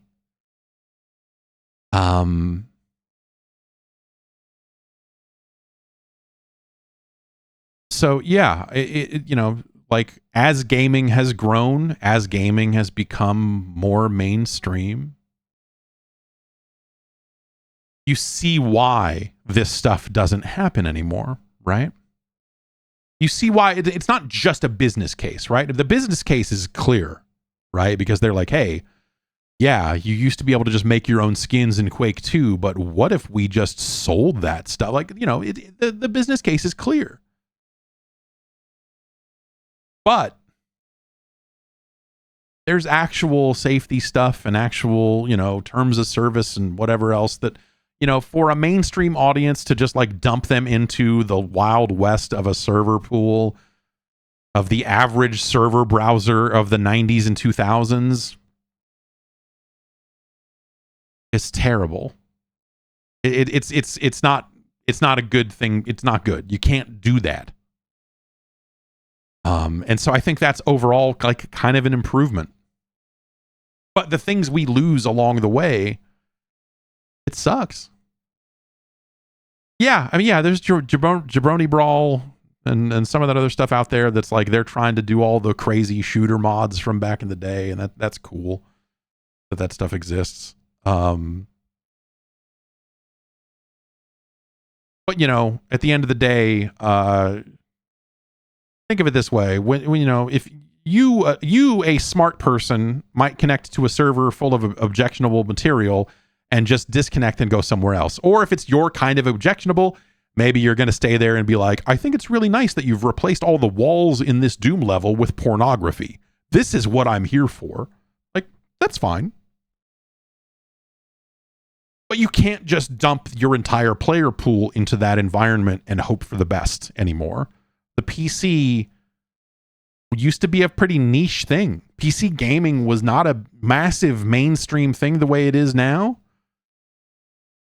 And the people playing were, I think, on average, more technically minded and more able to kind of handle what they were looking at and go, oh, I don't want this. But now, all this time has passed and It's a much more mainstream thing, and it's a much more mainstream accepted thing. And, you know, if a company had a Wild West server environment like that, and it was a major franchise, the next Quake, the next Call of Duty, you know, if Call of Duty just said like, oh yeah, dedicated servers are back, and someone filled a server up with CSAM, child porn, mainstream media would be all over it. And they wouldn't say some lunatic modified this. They would say, this game is for sickos, Call of Duty, Microsoft wants you to see this material, you know. That's how those stories would go. And so it all has to be cleaned up now because it's so much bigger than it used to be. And the number of people playing games is so much larger than it used to be. And that's, I think, as big a reason as to why there's much more of a clamp on the things you can do with your games as anything, you know. And it's all under the guise of like protecting intellectual property and like all these other things that you just look at and go, man, fuck that. But there are legitimate reasons buried within all of that bullshit that you go like, yeah, you know, that has to, you can't have that. And you can't do this without also opening it up to this. So we kind of have to close that door. I get it. That's why it was so crazy. I remember when Unreal Tournament 3 was coming to console. And they said, on the PS3, we're going to allow mods. I was like, are you out of your fucking mind? What? And they're like, oh, well, we're going to have to run them through, you know, they'll have to be vetted and, you know, like whatever else.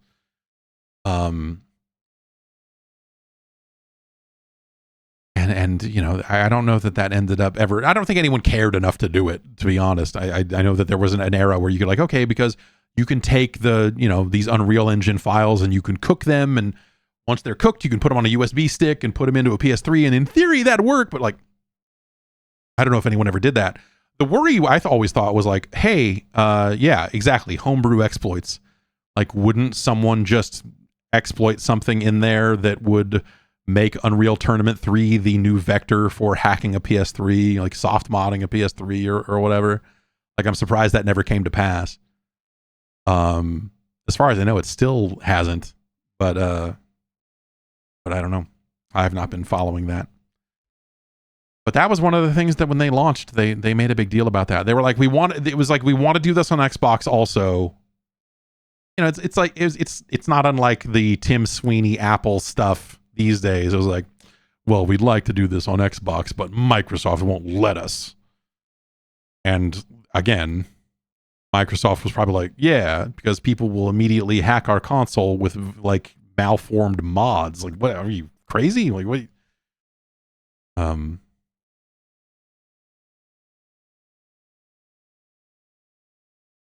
Yeah, I don't know. It's a shame, you know, but we can't have nice things, right?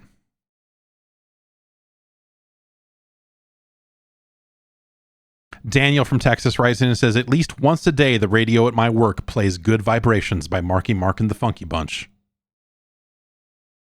That's pretty awesome. Oh, wait, there's more. Is there a song in your life that you would like to never hear again?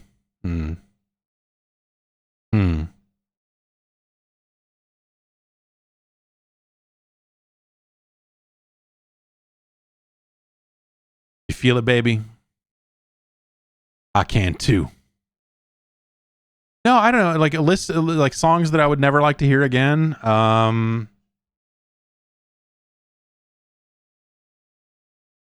can't really think of any. There's none, you know, like the kids are listening to a variety of things. Like there's, you know, my son wants to hear songs off the Blues Clues movie soundtrack from time to time. My daughter just wants to listen to Disney princess music, like music from movies involving Disney princesses. And like, I don't like a lot of that stuff, but there's none of it that I like. There's none of it that I find so grating that I'm like, oh, I don't want to hear this song from Frozen ever again. You know, it's just like, it's whatever. I'm kind of whatever about most of that stuff.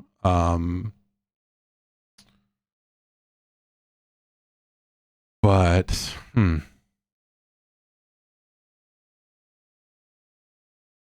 I can't really think of it. I was going to think that there were definitely some songs from like, oh, there you go. That's actually like a, you know, I don't necessarily have a like,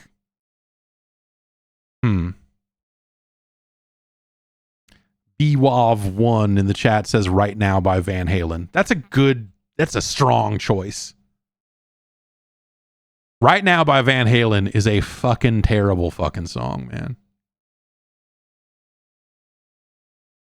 If you put it on, I don't think I would have a visceral reaction to it, but like it sucks so much. That song fucking sucks.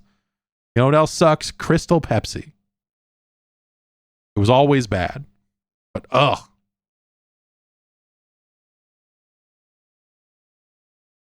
yeah, I don't really want to hear anything by U2 ever again. I would be all right with that. Fucking Right Now is it's a you know, it's interesting to think like what would happen if Van Halen never split up. You know, if Sammy Hagar never became the front man for Van Halen, like would that have like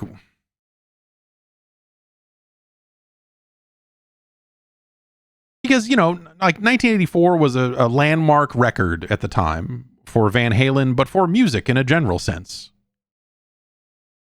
And Sammy Hagar was coming into his own in a mainstream way with something like I Can't Drive 55, you know? Like what would Sammy Hagar have done surrounded by his existing bandmates instead of like he came into Van Halen and then they proceeded to make the fucking limpest, fucking weakest, shitty fucking record they could have made. 5150 is like a fucking wet noodle, limp dick, just what the fuck is this bullshit? Oh my God. One of the most disappointing records in the history of music when you think about the albums that came before it. I don't like soft ass shit.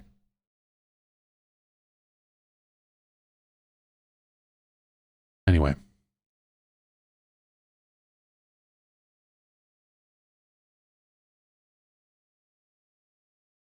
I thought that David Lee Roth had a decent little solo career there. It was fun. Like it didn't age well, but you know, whatever. He sang California Girls, and you're like, it's whatever. That's fine.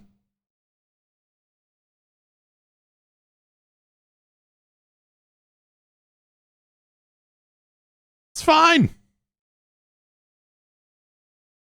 Haig from Boston writes in and says, I am perfectly ignorant of wrestling. I just saw a picture of Cody Rhodes, and my question is, does he really have that thing tattooed on his neck, or is it just for his character? I'm pretty sure he really got that tattooed on his neck.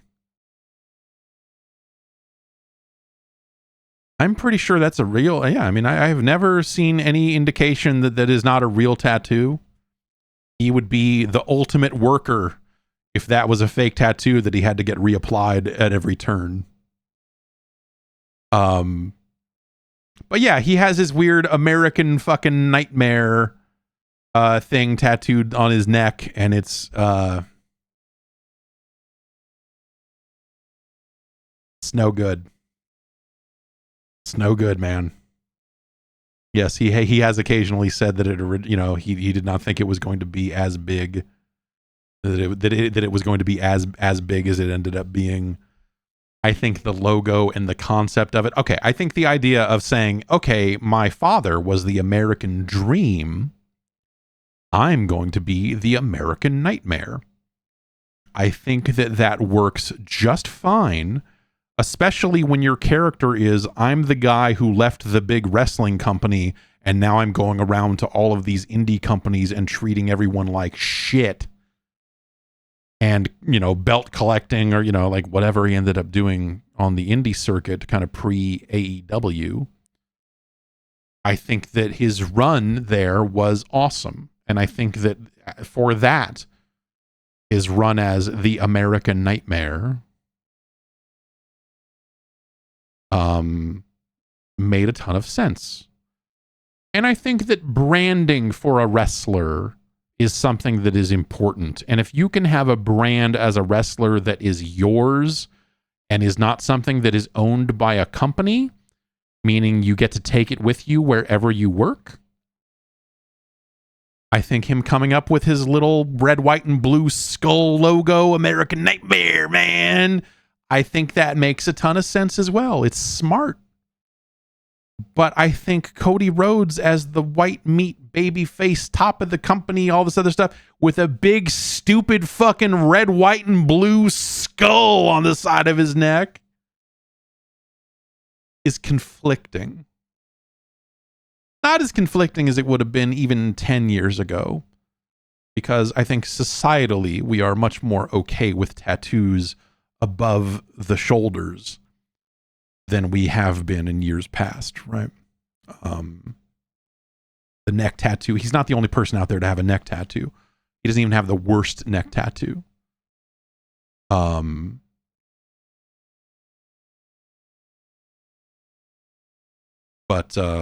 yeah, I think it's you look at it and just go like, ugh, like what message are you trying to send here? It's got some real like fucking red, white, and blue Punisher logo, blue line, Blue Lives Matter line on the flag type vibe to it. That just, I was like, ugh. Whatever. Like, people go like, I can't believe you got a neck tattoo. Like oh my, just the very idea of like of people that are mad about it that way. Like whatever, man. You think that dude's ever going to fucking go get a job where that's going to be a problem for him in a massive way?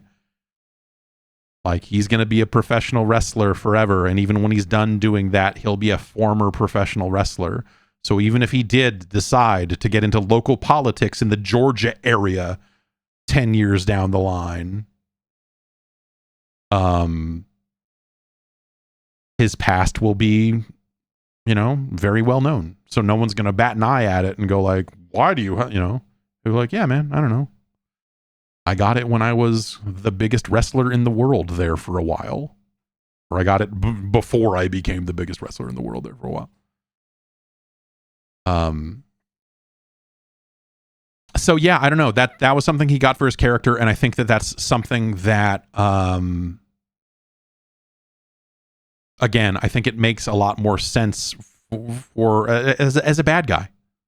I think the very name, the American Nightmare, I think was something that works better as a bad guy. I think it's like a weird tightrope that they walk every day, where he is like the biggest and most beloved person in their company, in the biggest wrestling company. He is the biggest wrestler there, seemingly. For them to go on calling him the American Nightmare and to do all of that stuff while he is also, kissing babies and shaking hands and doing all the traditional fucking big good guy stuff. It's weird. I mean, it's a different era in which we live, right? Tattoos are a different, or thought of much differently as they would have been years ago. But yeah, man, I don't know. I just don't think it looks great. I think it's something that served him up to a point and now doesn't.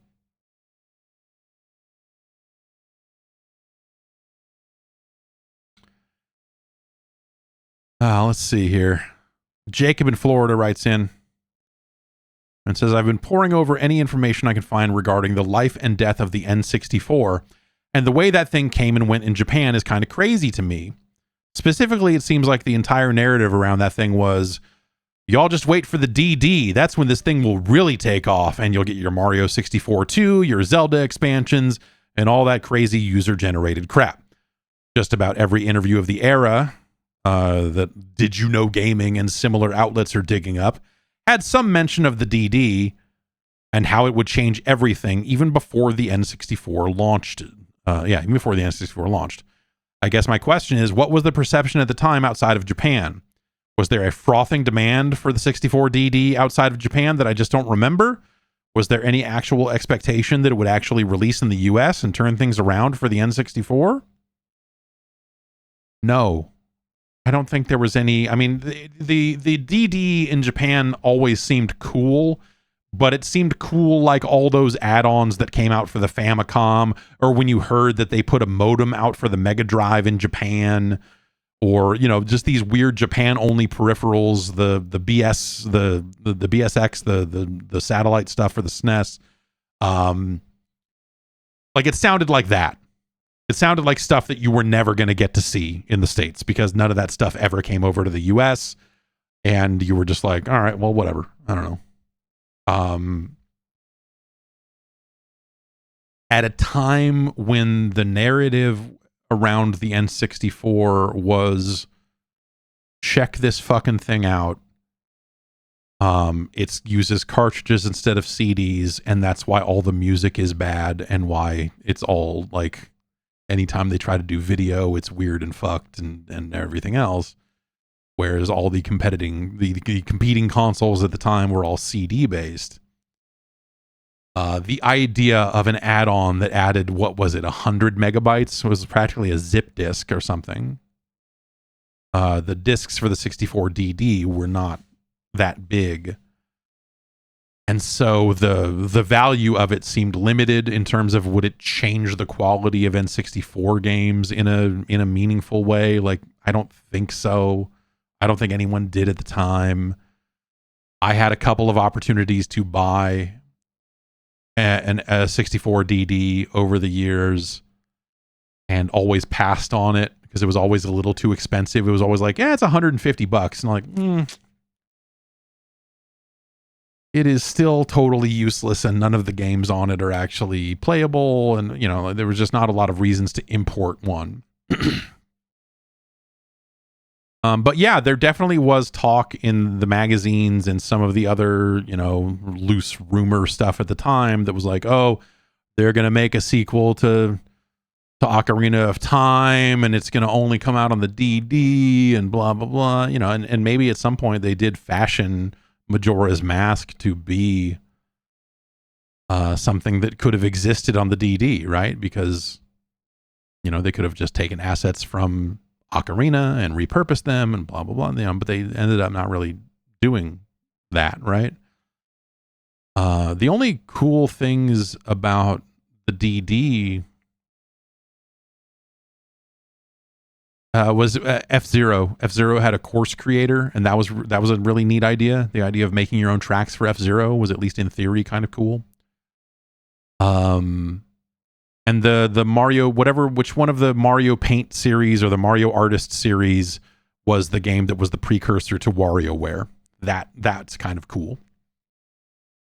And other than that, it's Doshin the Giant, which, people talked about Doshin and it was like, oh, look at this game that's only available on the 64 DD. But then you'd look at it and go like, okay, sure, man, I guess.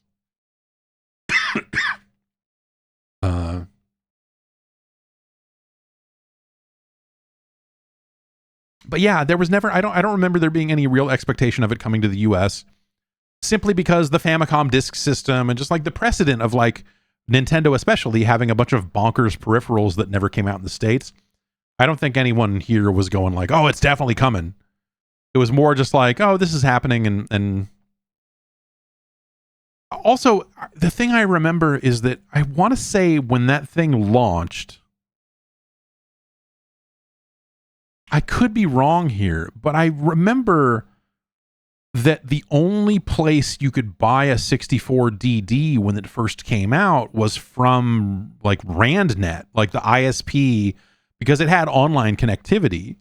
And so part of it is that they were selling it as like that it kind of had this online component as well. And I want to say that the only place you could get one was from RandNet, and you had you had to have a subscription to RandNet to get one.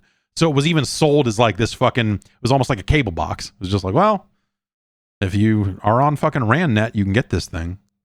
And so all the ones I saw were always used. It was just one sitting in a fucking shop somewhere and going, oh, well, I guess I could buy one of these. I don't know why I would. And so I never did.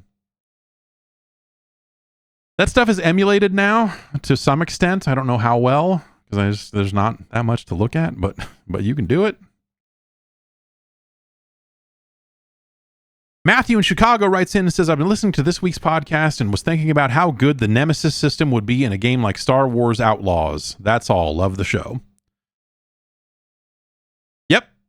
Yeah, the Nemesis system would be good in a lot of different games. But yes, agreed. Like, if you wronged people along the way, having people that are hunting K-Vests over the course of that game would make a lot of sense. And would be interesting for sure. Yeah. Still playing that game. That's a good ass game. Like I am liking that game a lot. I'm building my heist crew. And it is still just, it is such a video game, and that's like refreshing in a weird way of like, I had to infiltrate a base full of stormtroopers, and because there was a guy that I needed to get out, and he's one of my guys from way back in the day, and I'm like, hey man, I got a score. Like, I need to get to him and say, hey, we need to get out of here. I got stuff that you need to help me steal. And he was deep buried in this base. And so the idea is that you're going to stealth your way in and be real sneaky and get to this guy and everything. And I was skulking around the outside. They had two of those. Is it AT-STs? Those are the two-legged. AT-ATs are the dogs. And then anyway. They had one of those just walking back and forth inside the base. And so if I was in the range of that thing, it would activate and start shooting the shit out of me. And so I did really good about making my way into the base undetected and getting around. I was very close to the ladder that I needed to go up to get inside and get away from those things. And then I got spotted and all hell broke loose. And I was like, well, maybe I'll restart. And then I realized that it had auto-saved already. And I already had a wanted level. And I was like, well, I guess we're in it now.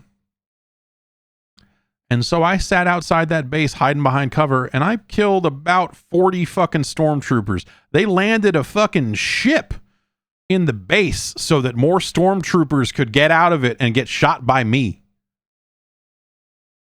And I fucking murdered all of them. And then I ran inside and murdered even more of them. I had the key card I needed to get in the base quietly. I had stolen it off of an officer or something like that. But by the time I got inside, I didn't need it because the door was open because stormtroopers were running through it to fucking murder me. And so I killed them all too. It was fun.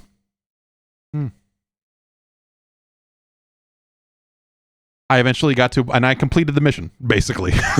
Like you eventually get to a point where you could disable the alarms, but by that point I had murdered so many stormtroopers that a death squad was after me. And once the death squad is after you, the E-double, Red Man, all of them.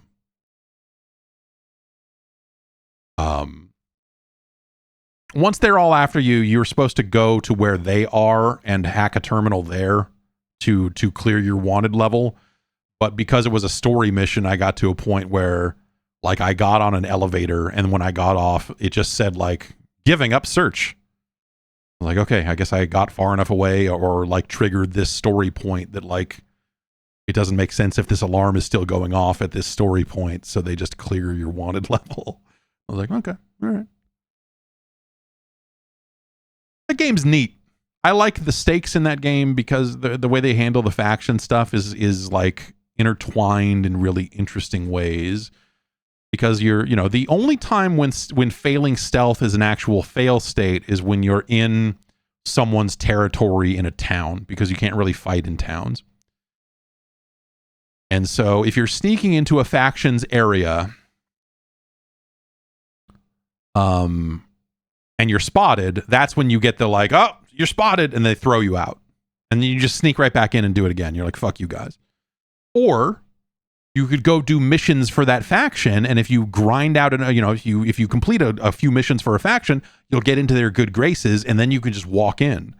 But the reason you're walking in is to steal shit that might lower your faction rep with them. So the push and pull of like, you want to get access to these areas by getting in their good graces, but you're only getting in their good graces so you can fuck them over by stealing shit and leaving. And like that play between the factions is what makes that whole system work. And so when people complain about like, oh, it's got no fail stealth, like, yeah, but not in the entire game and not in the mission, like really only in this system that is specifically happening in towns and like for very specific reasons that I think they built good systems around to make that make sense.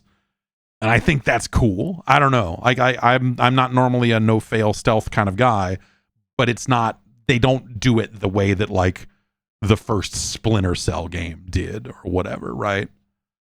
It's not like that. And so yeah, I don't know, man. It's I'm having a really good time with it. It's been a lot of fun. But yeah. Maybe we got one more email here. Ugh.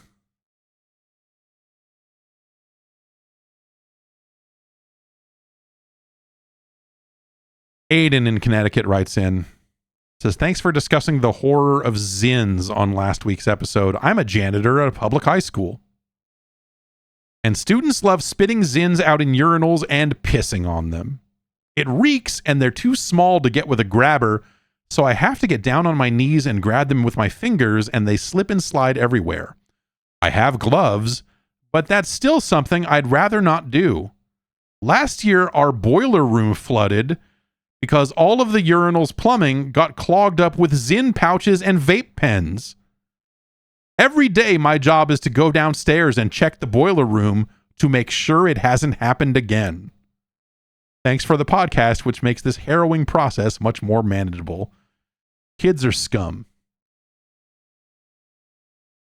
But also, it's not like you're going to put a garbage can in there. Well, maybe you should. I don't know. You couldn't because it would be seen as an endorsement.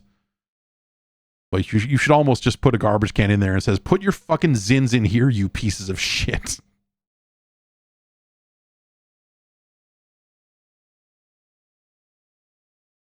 I've clogged up toilets at schools before. We used to have toilet paper races in elementary school. There were 3 stalls. And so you'd take a whole roll of toilet paper off of the roll. You'd break it off the roll or whatever you had to do. And then you'd put one end in the water and then you'd unroll a bunch of it to go all the way across the room.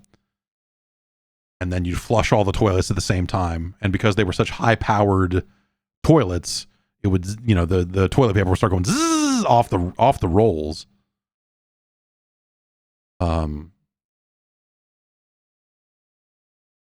Or you just, you'd get a big mess of toilet paper and get it all wet and then throw it up and stick it on the ceiling. So by the end of the week or the semester or whatever, the ceilings in the bathrooms were just covered in glops of toilet paper.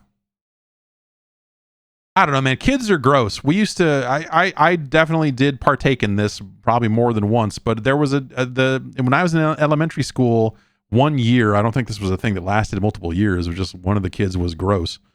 Where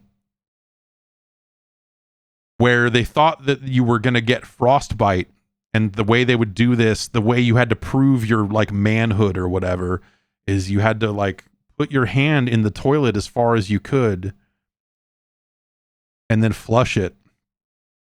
And the water was so cold and it would run across your arm so fast. It was fucking freezing. It sucked. But that was the part that everyone was thinking about sucked. No one was going like, also, this is a toilet. No one thought about that part of it. No one was like, we're putting our arms in a toilet where people poop. It was just like, all right, man. Well, whatever. You flush the toilet, it all goes away. It's fine. I remember washing my hand and arm very a lot after doing that.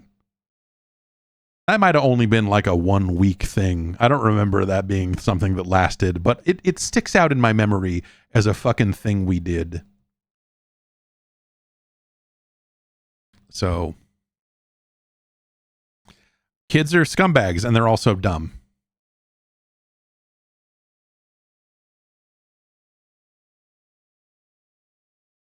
That's all I can say about that. I don't know.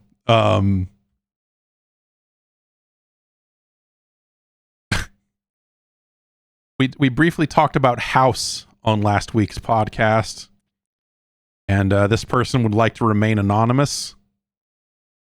But this person wrote in and said, I would just like to say that, like House, I am also a doctor that does drugs, and it is cool. Okay. Thank you, doctor.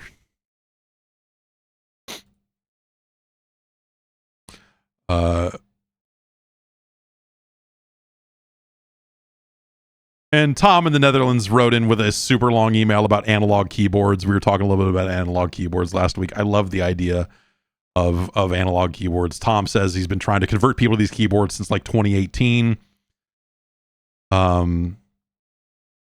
Partially because they're versatile and more durable than anything that was made before, because you can kind of set your own actuation point as to when it registers a letter being pressed.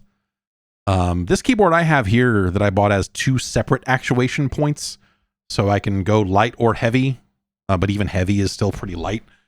But the idea of, you might want to do that on a per key basis because, your different fingers weigh different things and you rest your hands differently on the keyboard. This keyboard I have is a very light actuation point on it right now. And so as a result, if I'm sitting here with my fingers on the home row and I'm just like not paying attention, I will like turn back to the screen to discover that I have been holding the A key down for the last 5 minutes, and that a Discord window or some other window is now full of A's.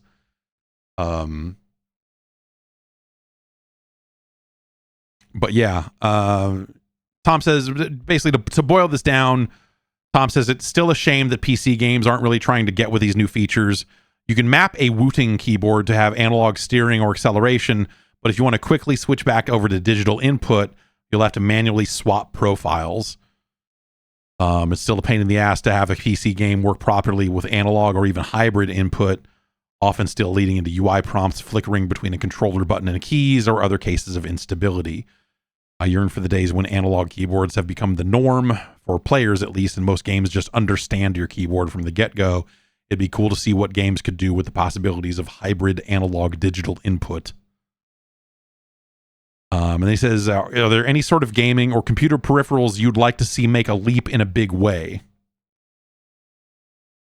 Because this stuff doesn't evolve, right? We were talking about controllers not that long ago.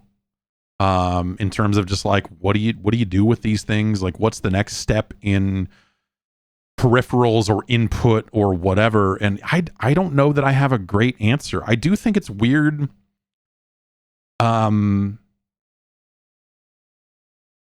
It almost seems like and I know companies sell these things, but like that they're not widely used. But it's that idea of a separate keyboard like pad that, like, what if you used that for your left hand for games, and the right hand for the mouse, and then that could be more analog or more clicky touchy, however you need it for games. But those, I don't know. That's just another keyboard in a lot of cases with a lot of the same problems that a keyboard would have. Or a lot of, the idea of having analog or hybrid or any of that or the other sort of stuff is sort of a difficult bridge to cross unless games decide to really support that stuff. I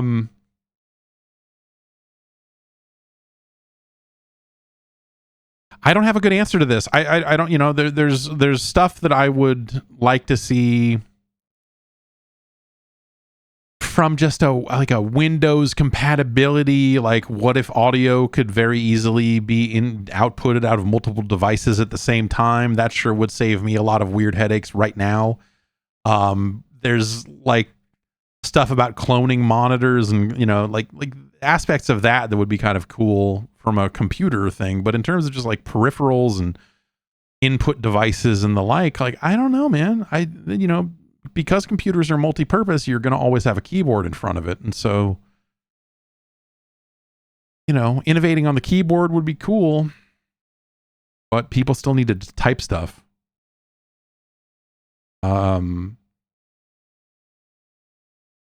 I think current game pads have gotten pretty good, even if I prefer the ones that are way too expensive. Like, I use a DualSense Edge. I bought one because I was really curious about it and ended up liking it a lot. But I'm not going to sit here and say you should go spend $200 on a fucking controller. That's crazy.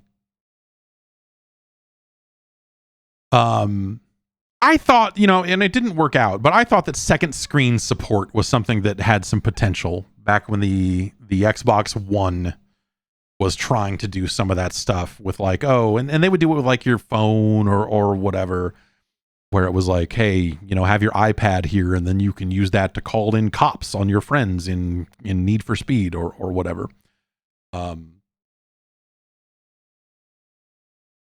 I think the idea of a personal second screen is not without merit. I think that, you know, the old GameCube GBA connection, basically Pac-Man versus, if we could make that the standard, I think that could be kind of cool. That would be something that, like, you know, when games have tried it over the years or used it in little weird ways, it's always worked, but it's never been vital enough to matter. Like, if you go look at the VMU, like calling plays in a football game on the VMU, and you see the play layouts there, so that if you're playing local multiplayer with somebody, you have your own personal screen. Like, it's the thing that, like, it was the one thing about the Intellivision Amico, back when that was an idea that might actually exist someday, for that, like, you know, week and a half period there where that seemed like an actual project. That I thought like had some legs, right? It's that idea of you having your own screen. It's the Jackbox thing. It's the hey, we have a shared screen here, but we're really playing the game and doing the drawing and you know, and cursing or whatever on our phones.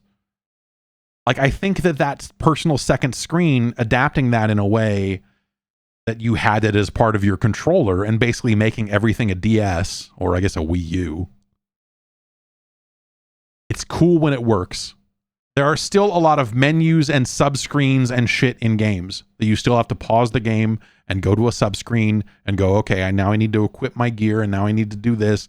If I could just do that in games where it's like, here's a quiet moment and I'm going to look at my loot real quick and go bop, bop, bop, bop, and drag this piece of armor onto my dude and then drag this one to the trash and drag this one to the junk pile and, you know, look at my stats, or, you know, like, I think that there's something to that,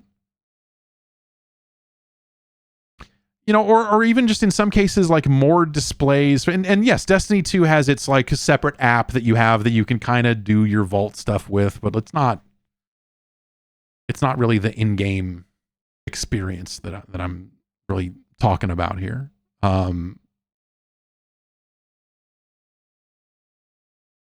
The idea of, hey man, what if games weren't limited to a 16:9, you know, rectangle, and you could have, you know, like, I've got 3 monitors here. There's a lot of situational awareness that it could exist on the sides, or like, you know, more data or something that, you know, depending on the game, might be vital, or might be nice to have.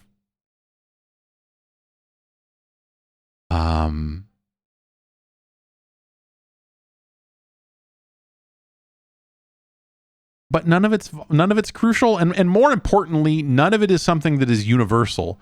If you're making a game that has to exist on multiple platforms, and also the percentage of players that have a multi-monitor setup is probably pretty low, and blah blah blah, like, just the raw facts of developing games for the lowest common denominator means you're never going to support that stuff. It's the same reason why we were talking earlier about, like, man, no one uses activity cards on the PS5. Yeah, because they don't care.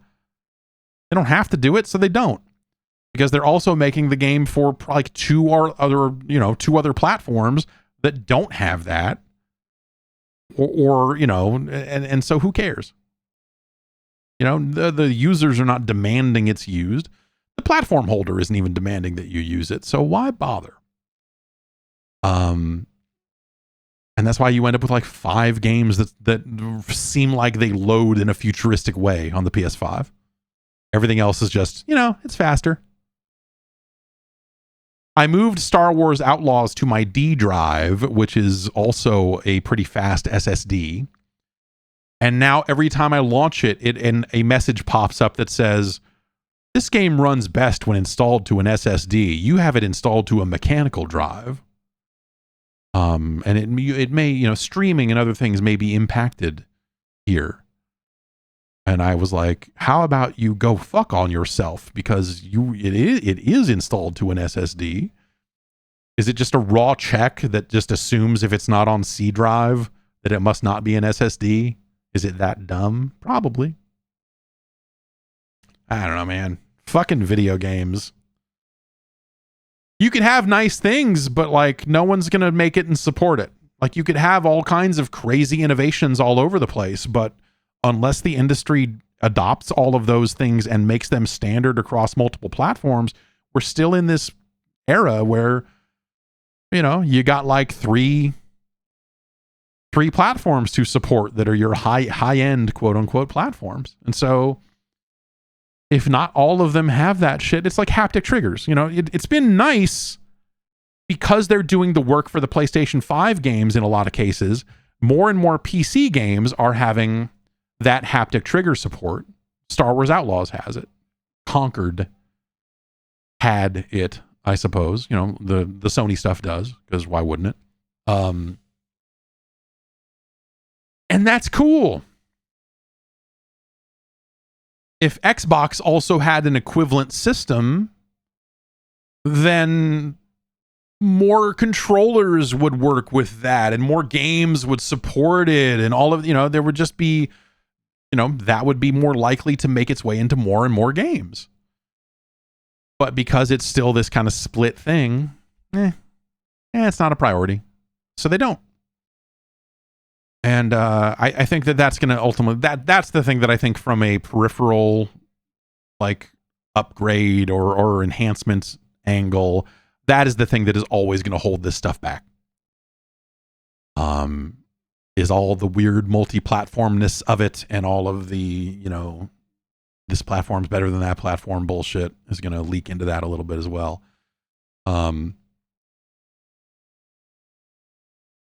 It would be nice to see a lot of stuff move forward, but yeah, it's hard to imagine a world where any of it does because what I was just saying. Yeah, I mean, the Xbox has Rumble and the triggers, and who uses that? Microsoft. And do they use it in all their games? I don't know. I don't remember. Forza uses it. It's good. It's really good for driving games.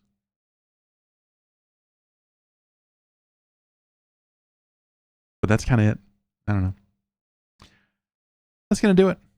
Thanks, everybody, for listening to the program.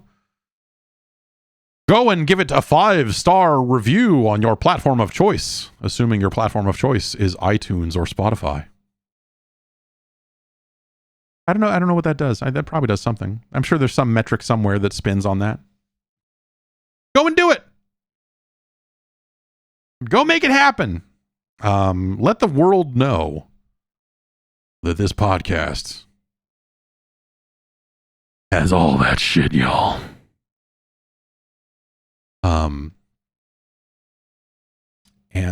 Yeah, I don't know. I'll be back on Wednesday. We'll do some. You know what? I got this. Maybe Wednesday is the right time to take a look at this bad boy, my Mr. Do book that came in from Japan. My Mr. Do encyclopedia that arrived. I had to order this through a proxy service, but maybe I'll take a look at that on stream tomorrow. And then Friday we'll rank some more 8-bit Nintendo games. And then Tuesday, the podcast keeps on podcasting. I hope you have a good rest of your week if you're only listening to the podcasts. If you are, there's a YouTube channel, there's a Patreon. You can go to guard.bike to get to the YouTube channel. Go subscribe to it. There's videos on it, like 3 a week or something. I don't know. Sign up for the Patreon. There's bonus content. There's ad-free versions of this very podcast that post there. You can get it where you live. Patreon.com/Jeff Gerstmann. I should say that earlier in the show because after hours and hours of it, but hey, here we are. Anyway, take care of yourselves. I'll be back tomorrow with some more video games, and I'll be back on Tuesday with another episode of this, The Jeff Gerstmann Show. It's a podcast with video games while they still make those, before they take them all off shelves, before they go, oh, wait, video games are over. It's still here. I will see you soon.